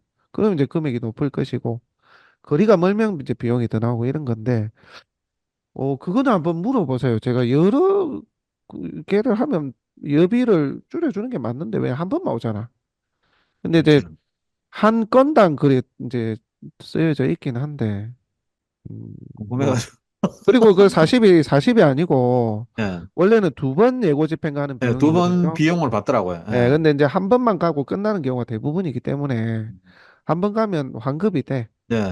예, 음. 되니까 뭐. 아, 이번에 받아서 지금 진행 중이신가 보네.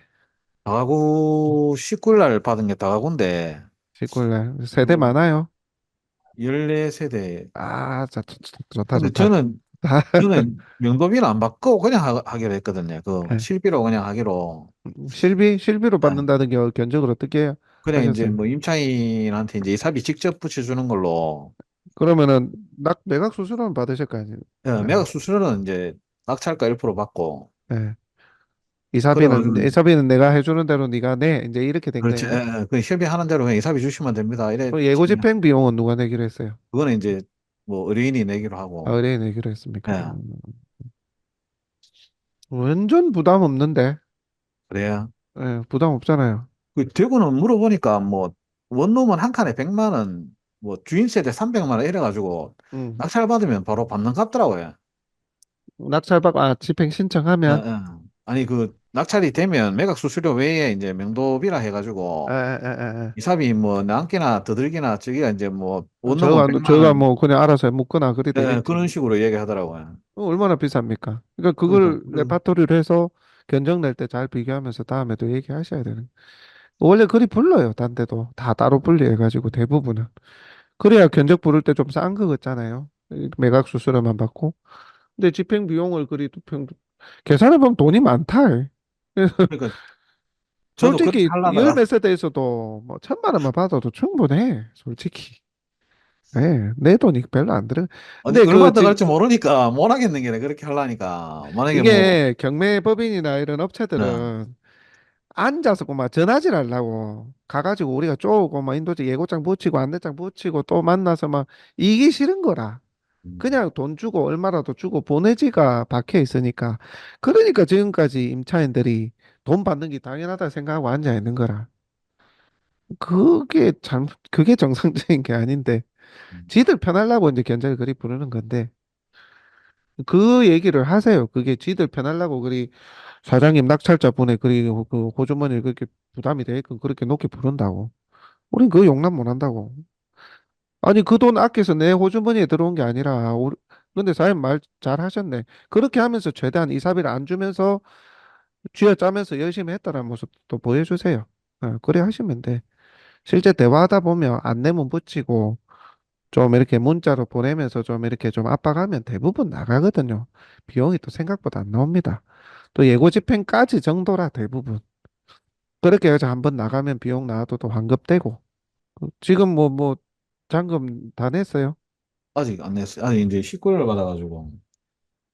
그럼 아직 이자 26일. 삐고 있으면 되겠네. 돈은 받으셨어요? 예? 네, 매각 수수료는 받았어요? 바로 받았어요. 그럼 이자 삐고 있으세요. 예. 잔금 내면 전화 오깁니다. 그때부터 이제 내셨냐면서 안 그래도 우짜하시고 계신가 했는데 뭐 돈이 잘 안 돼서 그러나 해서 일부 전화 안 드렸다고. 전화 오면 그럼 그 매각 허가 결정 정본 좀 사본 대출 냈으면 법무사한테 좀 네. 보내달라 하고 그거 가지고 인도명령 넣으면 되거든요. 네. 근데 인도명령 다 넣을 필요는 없잖아요. 한번 쭉 갖고 안 내면 네. 붙여보고 네. 어차피 임차인이잖아요. 네. 지금 인도명령 넣거나 뭐 해봐야 지금 나갈 사람들도 아니야. 천천히 해도 돼. 그러니까 어차피 뭐야 저기 잔금 내고 나서 한 달 뒤에 배당기일 잡히면 그때 이후부터 본격적으로 그냥 협상을 한다 생각을 해도 됩니다. 그전에는 한 달이라는 시간이 있잖아요. 잔금 내고 나면.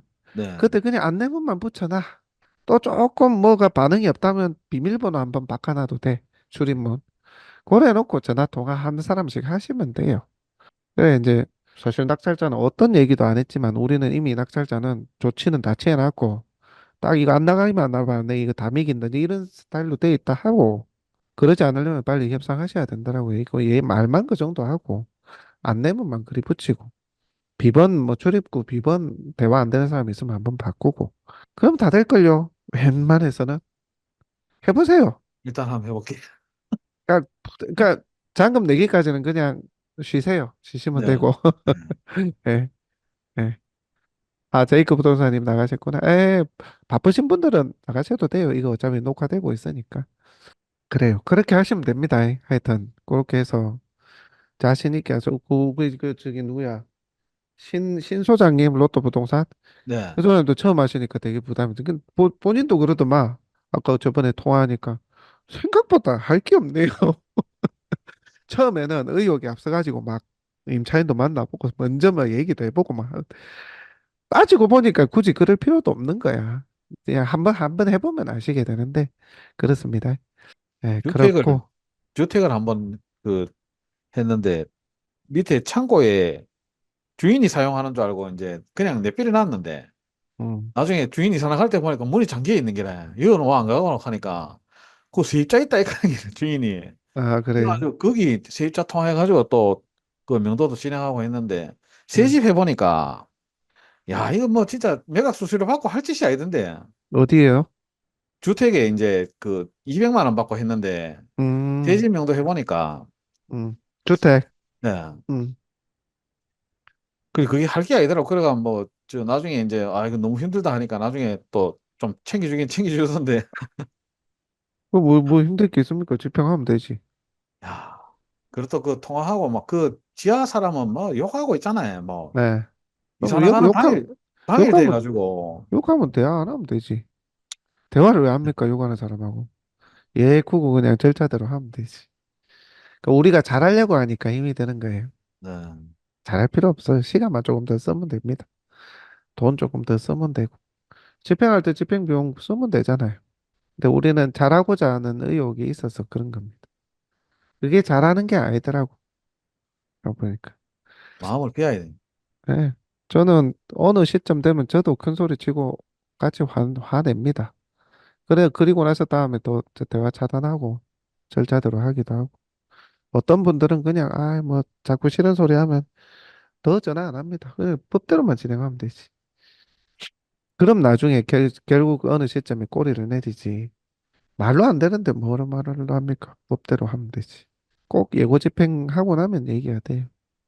또 얘기 안 되면 뭐 어때? 강제 집행하면 되지. 그것도 경험 아닙니까? 제가 초창기 때 되게 강제 집행률이 높았습니다. 어, 왜냐하면 열받는 거예요. 저 사람들이 버티고 있는데 자기네들이 권한도 안 되면서 저렇게 요구를 하고 버티는 게 내가 보기 싫더라고. 그래서 내가 의뢰인을 설득하는 상황이 종종 있었어. 그냥 집행합시다. 실제 어, 대화가 될 수 있는 상황들도 있었을 수도 있는데 그냥 집행합시다. 어차피 저 사람은 저 정도면 대화 안 될 사람 집행하는 게 낫겠다. 그럼 진짜 마지막 집행하는 전날 튀어나올 수도 있고 그렇고 아니면 그냥 집행하면 된다고 어쩔 수 없다고. 대신에 내가 낙찰 집행 비용을 내가 최대한 추심해 보겠다고 그건 해주겠다고.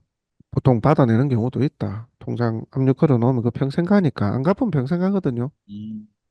그 결국 받아내기도 한다. 네, 그렇게가 몇 사람을 또 진행해 주기도 했어요. 그러니까 그렇게 하니까 집행률이 더 높기는 했는데 결국 그 사람들 돈으로 꼬리 내리고 너를 그래가지고 꼬리가 내려지더만 그래서 내가 그때 피드를 좀 많이 받았죠. 아 그러면은 마지막에 한번 경고만 하고 진짜 당신이 일이 됐을 때 일이 안 되면 집행한다는 마음으로 하니까 편하구나. 내가 속이 편하구나.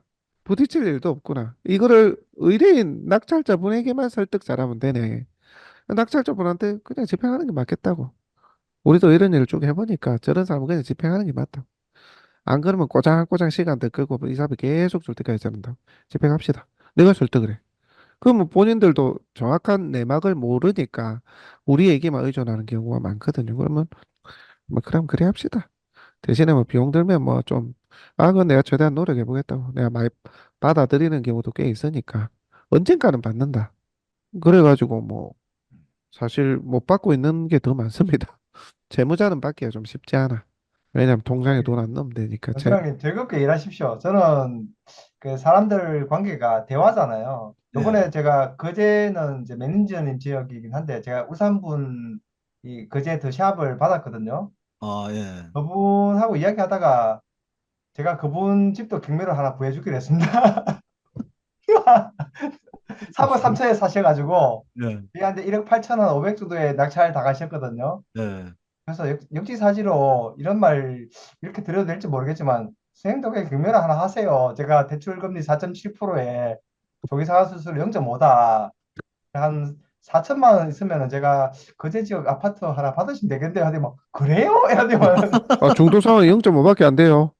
네네네 0.2달 안에는 2%, 두 달에서 하루만 지나도 0. 조기상환수수료 0.5입니다. 어느 와, 은행인데요? 그런 데가 있어요? 4.7%에 이건 매매 사업자 기준입니다. 아, 매무사 쪽에. 그걸로 지금 한 4건 제가 소개해 드렸는데 여기는 좀 작은 데라서 내년부터 돈 주겠다 하더라고요. 올해는 음, 소개해도 돈 안 주고 음, 신협 거는 제가 하고 좀 수수료 좀 조금 이제 200만 원까지 이게 최대 200이고 아 그러니까 음, 0.2% 음, 받는 걸로 하고 있고 그러니까 이게 저희 업무가 중개하고는 좀 다른데 대출 연결해 줘도 받을 수 있는 것도 있고 그렇죠. 또 거기에 피해자들이 또 우리 고객일 수도 있으니까 음, 이거는 뭐 상담하기 나름인 것 같습니다. 어쨌든 그분하고 제가 미팅을 또 하게 됐거든요. 그 거제도의 분하고. 그러니까 저는 10건 다 하면서 한 번도 강제 집행 계고까지 간 적이 없는 것 같아요. 전부 대화로 다 끝냈습니다. 그게 잘하는 거지. 운이 좋았을 수도 있고요, 사실은. 그게 잘하는 거죠. 저는 일단 저는 개고집행 신청해놔 놓고 이야기하는데. 아, 저는 인도명령은 무조건 다 접수. 예. 인도명령 접수하고 한번 얘기해 볼 필요는 있죠. 예. 이야기하고 뭐 개고 한번 나가고 예. 그래 이야기해 보는데 그냥. 아, 인도명령 나하고 대화 안 되면 개고 예. 나가면 되지 뭐. 그럼 되죠. 뭘 어려울 게 있습니까? 난 나가고가 제일 쉽던데. 어. 나가면 문 잠글 수 있으니까 얼마나 좋아요. 출입문 바꿔보면 자기가 갑자기 을이 돼요, 을. 왜냐하면 소유주가 바뀌었잖아요. 네. 공동현관문 내가 바꿀 수 있지. 바꾸면 되잖아. 그러면 쌩 까고 있던 사람이 갑자기 저자세로 나옵니다. 화를 내는 사람도 간혹 있는데 내가 했나? 이 낙찰자분이 허락해서 했는데. 그럼 되지. 하여튼 뭐 그래요. 아, 하여튼 우리 이 영상을 지금 말고도 처음 보시는 분들도 이 영상을 다시 돌려보실 수도 있고 지금 다른 소장님도 보시고 있으니까 일단 말씀을 드리면 다가구는 한 500부터 저는 봤습니다. 우리 소장님들 기준은 또 다를 수도 있는데 거제는 일단 가격대가 좀 싸니까 통영도 싸고 보통 뭐 5, 6억대 뭐 4억대도 낙찰되고 5, 6억대 뭐 1이 낙찰되니까 보통 한 500부터 받아요. 또 세대 수가 많건 한 가구든 두 가구든 세 가구든 다가구는 왜 그러냐면 현재 방이 많다는 것은 전입 세대원이 많이 없다 하더라도 짐은 있을 수 있거든. 그래서 기본은 받아야 돼. 예를 들어서 10가구가 있는 가구 수인데 임차인이 한 집밖에 없어. 아니면 주인 세대밖에 없다 칩시다. 그럼 전입이 그것밖에 없다는 거야. 안에 짐은 있을 수 있어. 그럼 짐 함부로 빼기가 부담스럽거든요. 그것도 비용이야. 그러니까 최소 비용은 그리 받는 거고, 뭐 세대수가 한 대여섯 세대 있다면 한 6, 700, 한 10세대 된다면 1,000만 원 가까이, 7, 800. 요렇게 견적 내고 뭐 조금 조절해 줄 건 조절 저는 해주거든요. 그렇게 보면 되고, 계산법에 의해서 누가 그 좀 납득이 될 만큼 또 얘기를 해줘야 되니까 저는 또 뭐 기본 500만 원이고, 전에 말씀드렸다시피 뭐 한 세대당 80 부른다. 그럼 8, 5, 40. 다섯 세대까지는 8, 6, 48. 여섯 세대까지는 500. 일곱 세대까지는 8, 8, 7, 56, 560 이런 식으로 이제 제가 뭐 얘기를 하기는 하는데 한 100만 원씩 붙여도 되는 것 같아. 예를 들어서 한 다섯 세대 이하까지는 500, 여섯 세대는 600, 일곱 세대는 700, 열 세대 있으면 1,000만 원. 뭐 이렇게 받아도 될 것 같아요. 근데 이제 우리 소장님들 단가가 높은 지역 같은 경우는 애초에 뭐 이 단가를 좀 기본부터 높여 놓는 게 좋을 것 같아. 그것도 방법인 것 같아. 우리 보면 10억에 최저가 10억인데 1,500입니다. 뭐 이렇게 하는 것보다 딴 데는 그렇게 하는데 우리는 기본 뭐 한 700 받습니다. 그래가지고 한 뭐 예를 들어서 여러 소장님들 마음이니까 다섯 세대까지는 700선이고 그때부터 한 여섯 세대에서 하면 100만 원씩 늘어갑니다. 늘어납니다. 이렇게 금액 다 좀 있는 거는 요 기본 금액들 좀 높여놓고 이거를 왜 해야 되냐면 그 사람한테 설명할 때 이 대중대로 무슨 어디 뭐 그냥 대충 부르는 거 아니야, 저 사람들. 그러면 깎을 수도 있고 하니까 나름의 기준 우리가 이런 방식은 이런 식으로 견적을 낸다라는 걸 좀 보여주는 거는 필요하더라고요.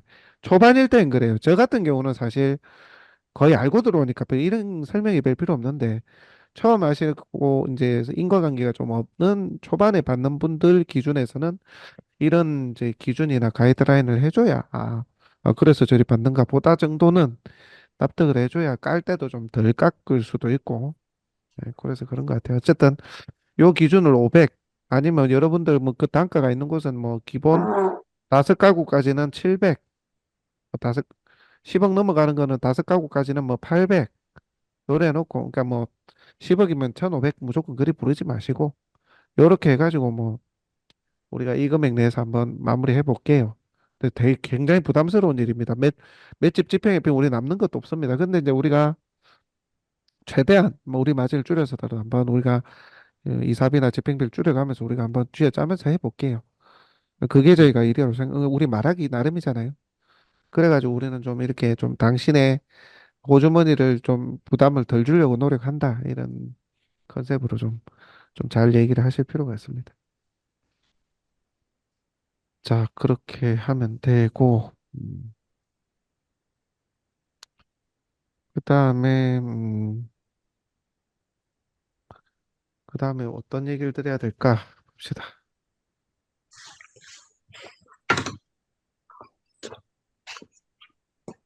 권리 분석, 권리 분석, 권리 분석도 필요한데, 권리 분석도 좀 알면 말하기는 좋거든요. 그러니까 제가 어떤 분들이 물어오면, 예를 하나 들면, 이것도 아는 척 하는 거거든요. 딱 보면, 대안개가 없네요. 보증금 받아갈 사람 있고, 뭐, 명도 난이도는 뭐, 일반적인 것보다 좀 낫네요. 뭐, 쉽다 하면 안 되고, 우리가 돈을 받을 땐 또 명분도 있어야 되니까. 요런 거는 또 전입은 돼 있는데, 금액이 별로 안 돼. 요런 것도 좀 조사를 해봐야 될 것 같고. 그러니까 우리가 이런 물건을 좀 얼마나 다뤄왔는지, 탁 보고 이게 쉽네, 어렵네를 그냥 단번에 좀 아는 그런 모습도 조금은 보여줍니다. 그렇게 하면서, 항상 저는 그 얘기를 해요. 저희가 하면 뭐 이런 거는 어쨌든 뭐 어떻게든 저희가 정리를 하고 마무리를 하는데 다음에 직접 진행하시면 아마 좀 어려우실 겁니다. 저희도 저희 물건이 제일 힘들고 낙찰자 입장에서 협상하기 힘듭니다. 그래서 이제 협상하시다 보면 실제 돈이 더 많이 들어갈 수도 있습니다. 그래서 저도 제가 낙찰 거는 제가 안 합니다. 딴 사람 맡깁니다. 그런 얘기도 합니다. 이게 뭐 레파토리가 아니라 하다 보면 이 얘기 저 얘기가 나오는데 그런 것들을 좀 얘기 좀 잘 해주셔서 초반에 예, 그렇게 됩니다. 나중에는 이런 설명이 필요 없습니다. 그런 시기가 와요. 그냥 어차피 알고 어느 정도 나를 신뢰해주고 얘기를 듣는 거라서 뭐 굳이 긴 설명 없이도 계약이 진행이 되기도 합니다. 근데 초반에는 최대한 나의 신뢰를 보여줘야 되니까.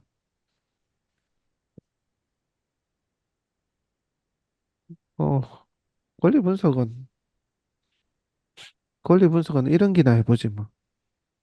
통영에 요거 내가 한번 할까 말까 이라고 했는데 소장님들도 한번 보세요. 권리 분석의 기초를 가지고 그냥 아예 설명할 수 있는 기, 기초가 아니라 공부죠. 이거는 여러분 그 소장님들이 어떻게 보실까? 볼까요? 이거 같이 해볼 사람 있나요?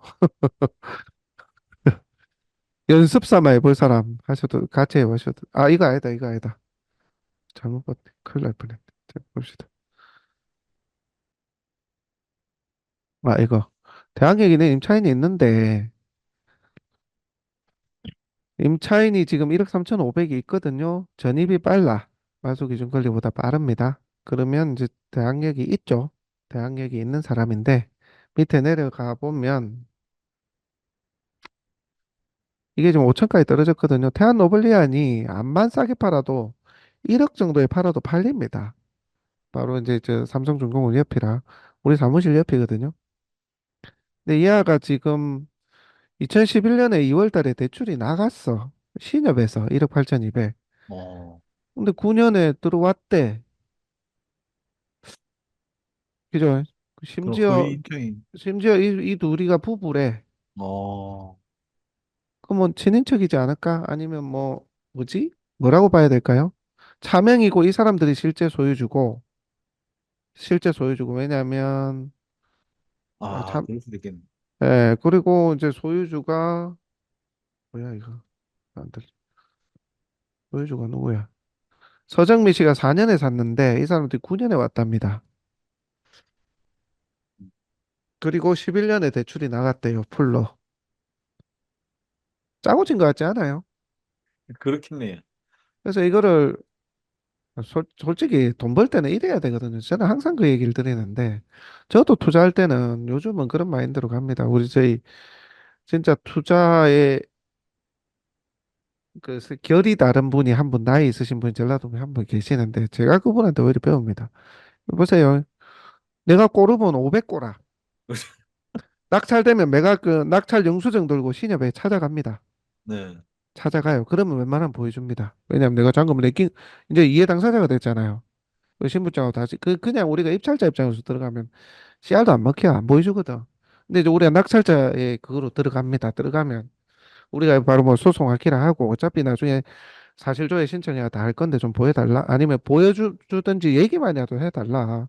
왜 내가 잔금 낼 거 아니냐. 이 사람들 다 짜고 친 것 같은데 당신들 대출 내줬잖아. 이 사람 누군데 그때 네 대출 낼 상태지 세입자 있었을 거 아니야. 누군데 그거를 낙찰자의 지위로 물어보는 거죠. 해줄 확률이 사실 크고요. 그리고 한숙경 씨, 김성곤 씨도 낙찰자의 지위로 이제는 만나보고 가야지. 가면 자기가 뭐 임차인이라 하겠지. 권리 신고도 했더라고. 볼까요? 권리 신고했잖아요. 그 말인즉슨 요즘은 임대차 계약서 안 내면 권리 신고 안 받아주거든요. 그러면 적어도 짜고 쳤다는 얘기지. 이게 가장 임차인이라고 한다면 짜고 쳤다.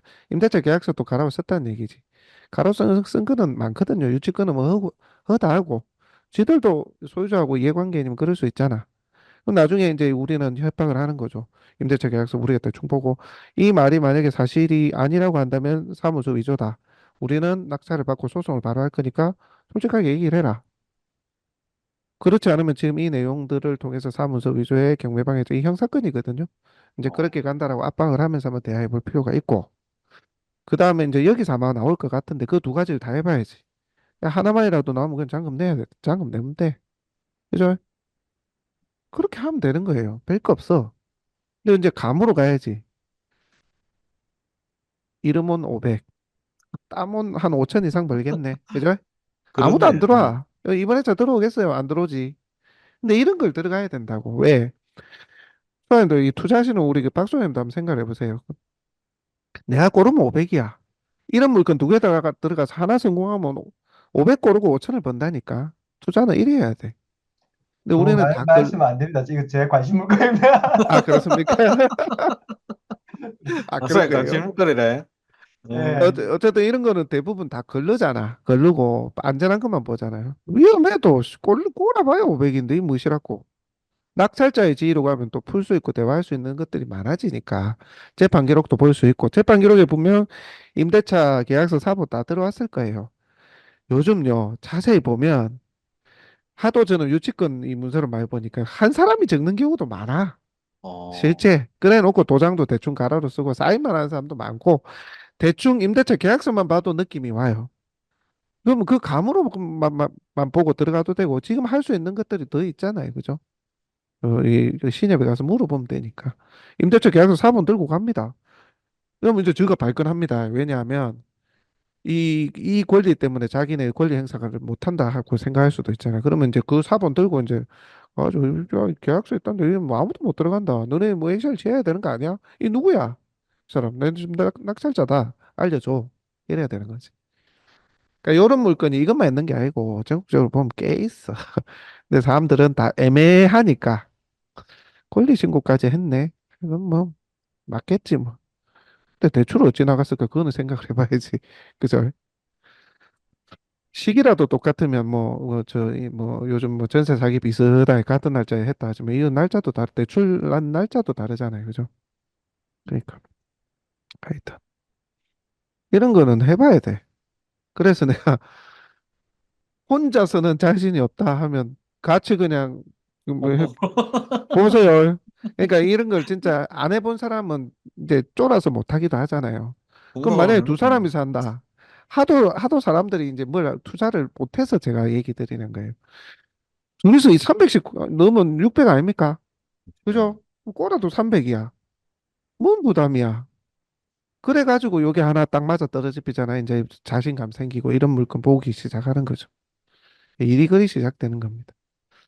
어쨌든 이 권리 분석에 있어서 기본적인 부분을 또 하다 보니까 이런 것들이 많이 보여서 실제 뭐 한번 근데 뭐 박 소장님 하신다니까 내가 또뭐 말은 못하겠네. 그 가는 말 하지 마시고 진짜 이렇게 한번 밀고 들어가 보세요. 그럼 의외로 답이 나옵니다. 한 번만 사람 만나보면 되잖아. 이 사람들. 아, 내 생각에는 느낌이 아닐 것 같은데 제 감은 80% 이상 짜고 치는 고수도라고 봅니다.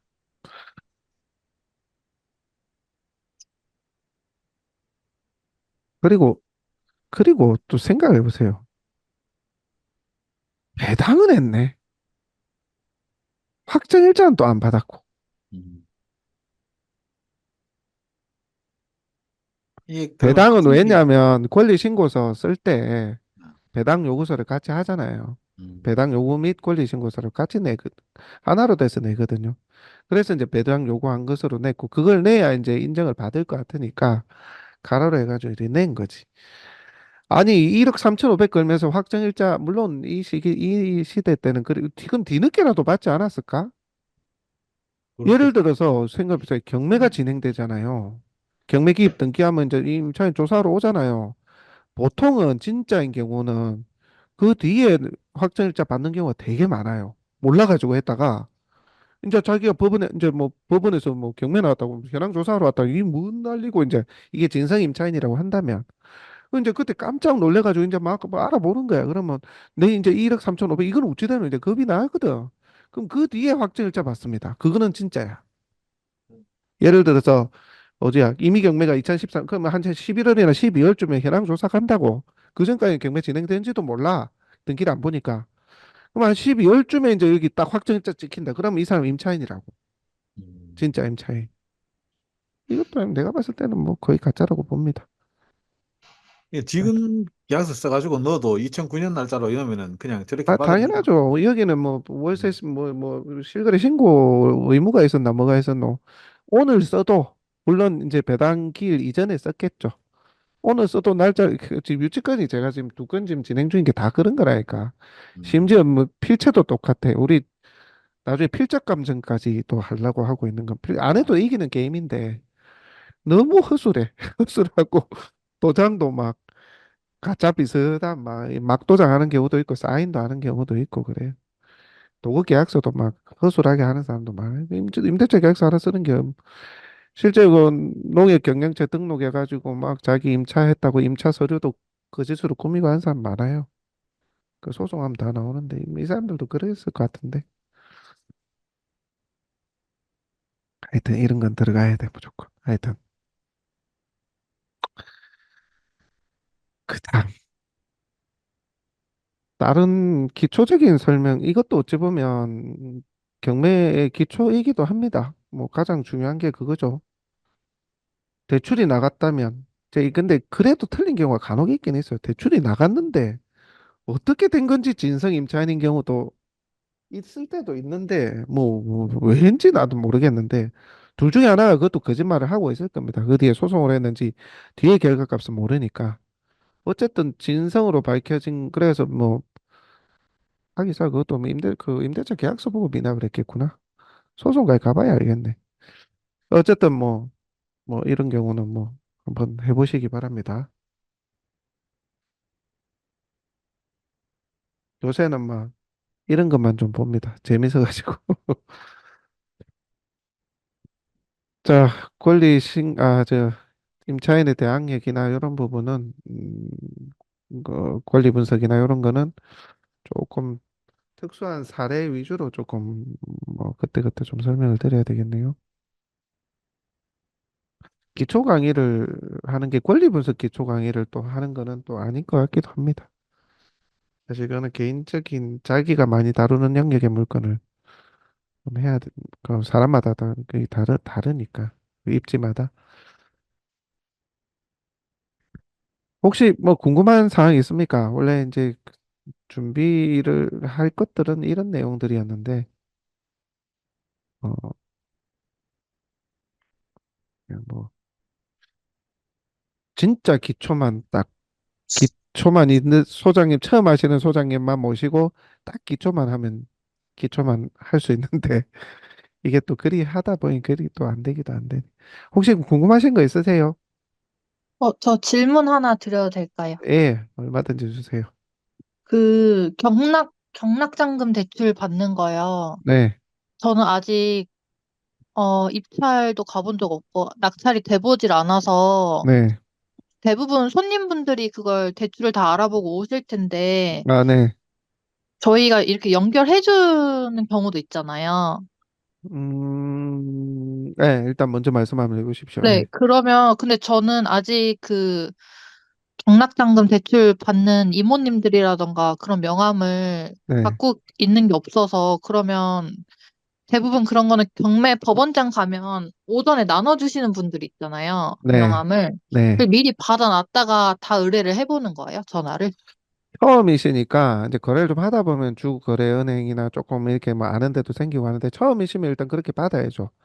음, 받고 경락대출 검색해가지고 인터넷 업체도 한두 군데 알아놓는 게 좋고요. 근데 이제 음, 이거를 처음에 의뢰 받을 때 무조건 대출 항상 물어보는 게 이제 입찰 가액하고 권리 분석하고 대출이거든요. 네, 근데 그걸 맞아요. 처음부터 얘기하시면 안 되고 이렇게 네. 얘기하셔도 대출은 원래 사장님께서 미리 어느 정도 맞춰보시고 들어와야 된다. 주택 같은 경우는 사람마다 전부 다 달라서 담보물만 있다고 되는 게 아니기 때문에 본인의 대출이나 신용 상태나 소득이나 이걸 다 넣어봐야 되기 때문에 이 물건 얼마짜리 대출 얼마나 이게 안 된다라고 얘기를 단호하게 하셔야 돼요. 그리고 그래서 알아봐 가지고 의뢰 주는 게 기본이고 만약에 지금 내가 정확하게 잘 모르겠다라고 하면 일단 그래도 기본적으로 어, 저는 전화번호를 주기도 해요. 전화번호 그냥 주면서 내가 대출이 되는지 이리 좀 알아보고 나서 내가 의뢰를 해야 되지 않게 뭐 물어볼 때도 없고, 그럼 내가 전화번호를 주는 경우도 있긴 하는데, 기본적으로는 주 거래하는 은행, 그리고 거래하는 은행이 1금융권이면 2금융권까지 인근에 가까운 곳에 가서 물어보시고 또 그래도 좀 내가 좋은 답을 못 얻으면 경락대출을 안 다루는 은행들도 꽤 있기 때문에 경락대출 검색으로 되겠다 안 되겠다 듣고 오시라. 듣고 오시고 저희한테 의뢰를 주시면 저희가 좀 더 구체적으로 넣어 봐드린다. 근데 그것도 안 알아보고 오시면은 진짜 안 된다. 그렇게 이제 말씀을 이제 드려야 되고요. 근데 거기서 어느 정도 긍정적인 답을 이제 받고 오더라도 이제 본인이 진짜 더 이제 궁금해서 이제 물어보는 경우가 있거든요. 그러면 이제 의뢰받고 해줘야 된다고 얘기를 하고 저는 그 정도로 의뢰를 그 컨설팅을 받고 와가지고 진짜 내가 대출이 더 되는지 확정을 짓고 싶다 하는 경우가 있거든요. 그러면 일단 계약서 쓰라고 해요. 그리고 그 물어보고 어디서 물어봤는지 금액을 얼마를 맞춰주기로 했는지 그 얘기를 다 듣고요. 그것도 안 해보고 온 사람들은 제가 알아보고 오라 그래요. 무조건 되돌립니다. 왜냐? 헛일이 될 확률이 있기 때문에 무조건 오는 게 기본이고. 자, 근데 이제 알아봤는데 거기도 정확하지 않을 수는 있거든요. 그냥 툭 던지듯 단문자만 보내는 업체들도 많기 때문에 그 정도만 알아오면 저는 기본적으로 일단 용역계약 체결합니다. 하고 저희 거래했던 곳이나 좀 더 깊이 있게 물어볼 수 있는 걸 저는 뭐 거래하는 데들이 있으니까 그런 곳에 물어봐가지고 신용 넣고 소득 넣고 그렇게 해서 실제 금액을 빼봅니다. 근데 그래가지고 안 되는 경우도 간간이 있거든요. 그럼 전 돈 내줍니다. 그냥 내줘요. 음. 근데 그래 놓으니까 다음에 그 사람들 또 의뢰하대. 그러니까 이제 무조건 오는 사람을 내가 다 알아봐 줄게요. 이래서도 안 되고요. 용역 계약 체결 받고 나서 알아봐 주는 것도 또 빈지가 맞을 수가 있어. 그래서 제가 하는 것은 일단 물어보면 일단 사장님 먼저 알아보시고 아까 그대로 네. 기대출하고 뭐 신용 상태라든지 그런 걸 다 보기 때문에 담보물만 가지고 안 된다. 실제 가계대출 말고 사업자 대출이라도 저는 그렇다고 얘기해 버리거든요. 그러니까 다 알아보고 와라. 어느 정도 긍정적인 답변이 오면 저한테 의뢰 주시라. 그럼 저희가 좀 더 구체적으로 그때 또 이렇게 용역계약 체결하면 제가 한번 알아봐 드리겠다. 그 정도로 하고 있습니다. 그래가지고 캔슬한 것도 한 두세 건데요. 올해만. 그 무슨 얘기냐면 일단 그 정도 알아보고 들어왔는데 여기서 대출이 안 돼가지고 대출 금액이 안 맞아가지고 그래서 제가 음. 실제로 물어봅니다. 사장님 지금 보유하고 있는 돈이 얼마냐? 대출 낼 돈이 얼마냐? 그 얼마는 나온다 하더나? 그 나온다 하더라. 문자도 보이죠, 실제. 그리고 상담한 어느 은행 누구 담당 좀 그러면 그 정도만 듣고 그러면 알았다. 용역계약 체결하자. 그 뒤에 대출 가액 실행 여부는 제가 좀 더 구체적으로 용역계약 체결하면 알아봤는데 다만 사장님 지금 말한 금액 비슷하게 나온다 그래 조금이 안 맞으면 사장님 어떻게든 맞춰보셔야 되고 금액이 영 달라서 안 나온다. 제가 진짜 대출 실행하려고 했을 때 그러면 내가 그때는 돈을 내줄 수도 있다. 그 정도로 얘기를 하고 계약서 써요. 음. 제가 맞는지는 모르겠는데 저는 그렇게 합니다. 일단 네가 알아봐. 무조건 그렇게 합니다. 다른 소장님 음. 어떻게 하세요? 어떻게 하는지 모르겠는데. 하여튼 그 방어 장치를 한 가지는 합니다. 너도 나도 그냥 대출이 어쩌고 저쩌고 뭐 하여튼 그렇습니다. 중개나 뭐 그러지. 그러니까 중개 헌일이 많잖아요.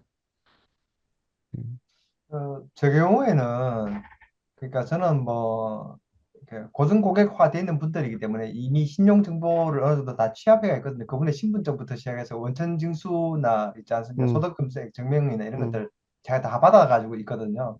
음. 그러니까 그 은행에도 한번 이렇게 뚫어놓으니까네 그다음부터는 그 신용으로 이만큼 나옵니다. 이렇게 확정적으로 해가지고 그러면 해주니까 쉽죠. 저는 그래서 쉬운데 이제 확장할 때는 그 설명이 아까도 지금 이거 소고기 전에 누가 상담했는데 자기 신용도 모르고 뭐도 모르고 막 그냥 말이 안 통하는 분들 좀 힘들긴 힘듭니다, 예, 사실. 예, 예. 그럴 때는 알아서 갖고 오라고 하는 게 훨씬 편합니다. 자, 음. 사고 안 일- 치고. 제가 다가구에서 대출 나온다고 일반적으로 듣고 넣었는데 대출 안 나온 것도 두 번 있었고요. 근데 어떻게 음, 알았냐면 입찰 3일 전에 너무 쎄해서 음, 서류 좀 더 가려고 해야 넣었는데 이분이 그 신불이고 뭐 없어가지고 대출이 아예 안 나오는 경우였고요. 음, 딱 대출 나온다고 해가지고 뭐 나온다고 하고 이제 했는데 그것도 입찰하기 이틀 전에 체크해 볼까 안 나. 그 신탁이 거기 막혔는데 된다고 음. 진행했으면 또 물론 딴 데 찾았겠지만 곤란했기 때문에 요즘 신탁 안 나온다더만 다 막혔어요. 아니요 이제 나올 수 나오는데 이게 음, 뭐가 되냐면은 그 옛날에 거래하시는 거 조심해야 되는 게 신협중앙회가 신탁을 많이 했는데 음, 중앙에서 공문이 9월 1일부로 공문이 내려왔답니다. 그러니까 자기 시를 넘어가는 영향력을 못 하도록. 내주지 말라. 지금 울산에 있는 분이 서울 것도 하고 구미 음, 것도 하고 대전 것도 하는 걸 제가 서류를 직접 보고 음, 신탁을 된다고 진행했는데 음, 9월 1일부로 공문이 내려왔답니다. 음, 울산은 울산하고 서울만 해라. 대구는 음. 대구하고 서울만 해라. 이렇게 바뀌었답니다, 지금. 음. 그러니까 이게 막 급변하고 있는 거고. 그럼 우리 동네는 신탁 대출해 준 데가 거의 없는 거. 우리 동네는 많이 신탁 안 되겠네. 어, 뭐 그러니까 저희 이게 그 그좀 법원에 바뀌고 있더라고요. 물어보니까 예, 50만 원 그 영액 계약금으로 주고 음, 대출 나오면 50만 원 더 달라 하더라고요. 그 그래요? 예, 은행 상담사가 음, 그 100만 원 주면 대출해 줄게. 돈 100만 원 내놔라 카던데. 어, 아니, 이제 어려운 대출은 그럴 수도 있는데, 예. 신탁은 일반 그러라 나오는 그러면. 대출을 고려하면 칼 맞을 낀데, 요즘 강도지. 음, 그래요. 하여튼 뭐, 모임 때 이런저런 얘기 또 나눠봅시다. 나눠보고. 궁금하신 거 있습니까? 추가적으로. 뭐, 서로 경험을 얘기하고 하는 게 좋은 것 같아. 이게 뭐, 저도 대출은 뭐, 맨날 하던 데만 하니까, 저도 되게 보수적으로 하다 보니까 사실 유연하게 해야 되거든요. 진짜 특수 대출이나 이런 것도 좀 뚫어서 만들어주고 해야 되는데, 막 귀찮아서도 그렇고, 대출은 시시각각 바뀌니까 그 일일이 따라가기도 내가 그렇고 해서 그냥, 아는 1금융권 한 군데, 2금융권 두 군데 이어서고 막 미온적으로 대다 보면 안 된다 했거든. 당연히 그 전에 이제 대출 물어보면 튕가 버리고 이러니까. 그러니까 더 하면 또 얼마든지 그 이제 의뢰인은 진짜 궁금해서 그런 거잖아요. 진짜 대출이 돼야 진행을 하는 사람들인 거거든요. 이제 저는 초반부터 방을 아예 완강히 해버리니까 적정선이 참 필요한데 뭐 누가 맞다 틀리다라고 얘기할 수는 없을 것 같아요. 어쨌든 뭐 그래서 많이 제 고객이 제가 심지어 저 거제에 다른 우리 그 매수 대리를 적극적으로 하시는 분이 아니야. 그 아시는 소장님 계시는데 내 욕을 막 하더라고요. 아 이제 너무 저 뭐 안 해줄라고 불친해가지고 요 이래 한다면서 뭐 얼마 전에 법원에서 만났어. 그 이제 나그치도 해서도 안 되고 그렇다고 너무 휘둘려도 안 되고 그죠? 적정하게 하는 그 기준점은 서로 얘기하고 경험을 왜냐하면 하는 단계들이 다 다르니까 다루는 스타일들이 다 다르니까 그런 것들을 들어보고 좀 어느 그 적정선을 좀 이렇게 하는 게 맞을 것 같아요. 뭐 오늘은 여기까지 할까요? 네. 네, 뭐 도움이 대표님 되면. 그 저 네. 29일 날 자리 남았어요? 자리 남았어요. 지금 어, 아까 한 분 더 쓰니까 29분이니까 35자리거든요. 저 내일 뭐 다른 소장 오실 것 같으면 오셔도 돼요. 박 네. 소장님 안 오시나? 저 누구요? 갑니다. 아니요. 박준철 소장님 말고 권 아, 소장님 지인분 그 예. 형님 올라가신다 했어요. 어, 그 박지윤, 올라오신대요? 네, 네. 그 신청 안 했어요? 신청 안 한 것 같은데 아닌가? 내일 통화해보고 신청하라 해서 일단 돈은 선불 권사님 뭐 내셔야 있어? 된다. 같이 내일 뭐 얼굴이라도 안 보지 뭐 언제 대표님 내일 보겠습니까? 전화 드릴게요. 예. 응. 그래 하고 다음 올해 겨울 모임은 저 남쪽에서 해야 안 되겠어요. 부산에서 남쪽에 하든 뭐 어디 저 대구가 제일 좋던데. 대구를 한번 했잖아요. 그러니까 네. 뭐 어디 뭐 부산에서 하든 이번에는 서울에서는 한 번도 안 해본 것 같아서 음. 최근 초창기 때 한 번 했나 서울에 거의 한 알겠습니다. 하여튼 뭐 박사님 오늘은 올라와요? 예? 저는 박사님 갑니다. 가시야. 박소연 뭐 항상 오시는 것 같아요. 저는 100% 참석을 목표로 합니다. 그래요. 하여튼 뭐 이번 모임 때 그럼 뵙도록 하고 오늘은 뭐 여기까지 하도록 하겠습니다. 자 이거 오늘 중요하게 꼭 감춰야 될 내용이 있는 건 아니잖아요. 편집 없이 그냥 올립니다. 어차피 우리 카페 사람들만 보니까 우리 협업소장님만 보는 거니까 괜찮죠? 아까 그 물건 안 됩니까? 자를까? 괜찮습니다. 괜찮아요. 저는 예, 전국 경매 전부 다 2만 건 전부 다를 보기 때문에 투자할 건 많습니다. 대단하신 분이네. 그걸 어찌 다 보는. 난 우리 집 것만 해도 머리가 아픈데 재밌지 매번 않습니까? 대구만 봐도 며칠 안 보니까 뭐 맞죠? 물건이 모르겠던데. 쑥쑥 바뀌죠. 대구 야, 투자할 거 중국은 없었대요. 아, 대구도 요즘 물건 많이 나오던데. 뭐 뭐 아파트도 좋은 많이 게 나. 요즘 없어요. 아파트 어찌 됩니까? 금매가로 올라갑니까? 아파트는 지금 뭐 거의 90% 이상 나오니까 뭐 더 가도 뜨지도 못하고. 아, 대구도 그렇구나. 예. 울산도 아, 아파트가 울산은 뭐 유명하지 뭐 뭐 벌써. 100%, 106%뭐 넘어갔고 이제 90 몇 프로는 당연한 거고 이러니까 울산도 먹을 게 없고요. 사실 지방에서 울산이 요즘 경매가 제일 좀 괜찮은가 보던데. 많이 막 이렇게 지금은 대전 천안 쪽이가 좀 괜찮은 것 같아요. 대전 천안. 네. 음, 그렇구나. 우리 지역은 아직도 바닥입니다. 그냥 네. 실수요는 노났다. 진짜로. 좋은 아파트도 싸게 많이. 그러니까. 알겠습니다. 소장님도 오늘 여기까지 하고 예. 예, 네, 또 주말에 뵙도록 하겠습니다.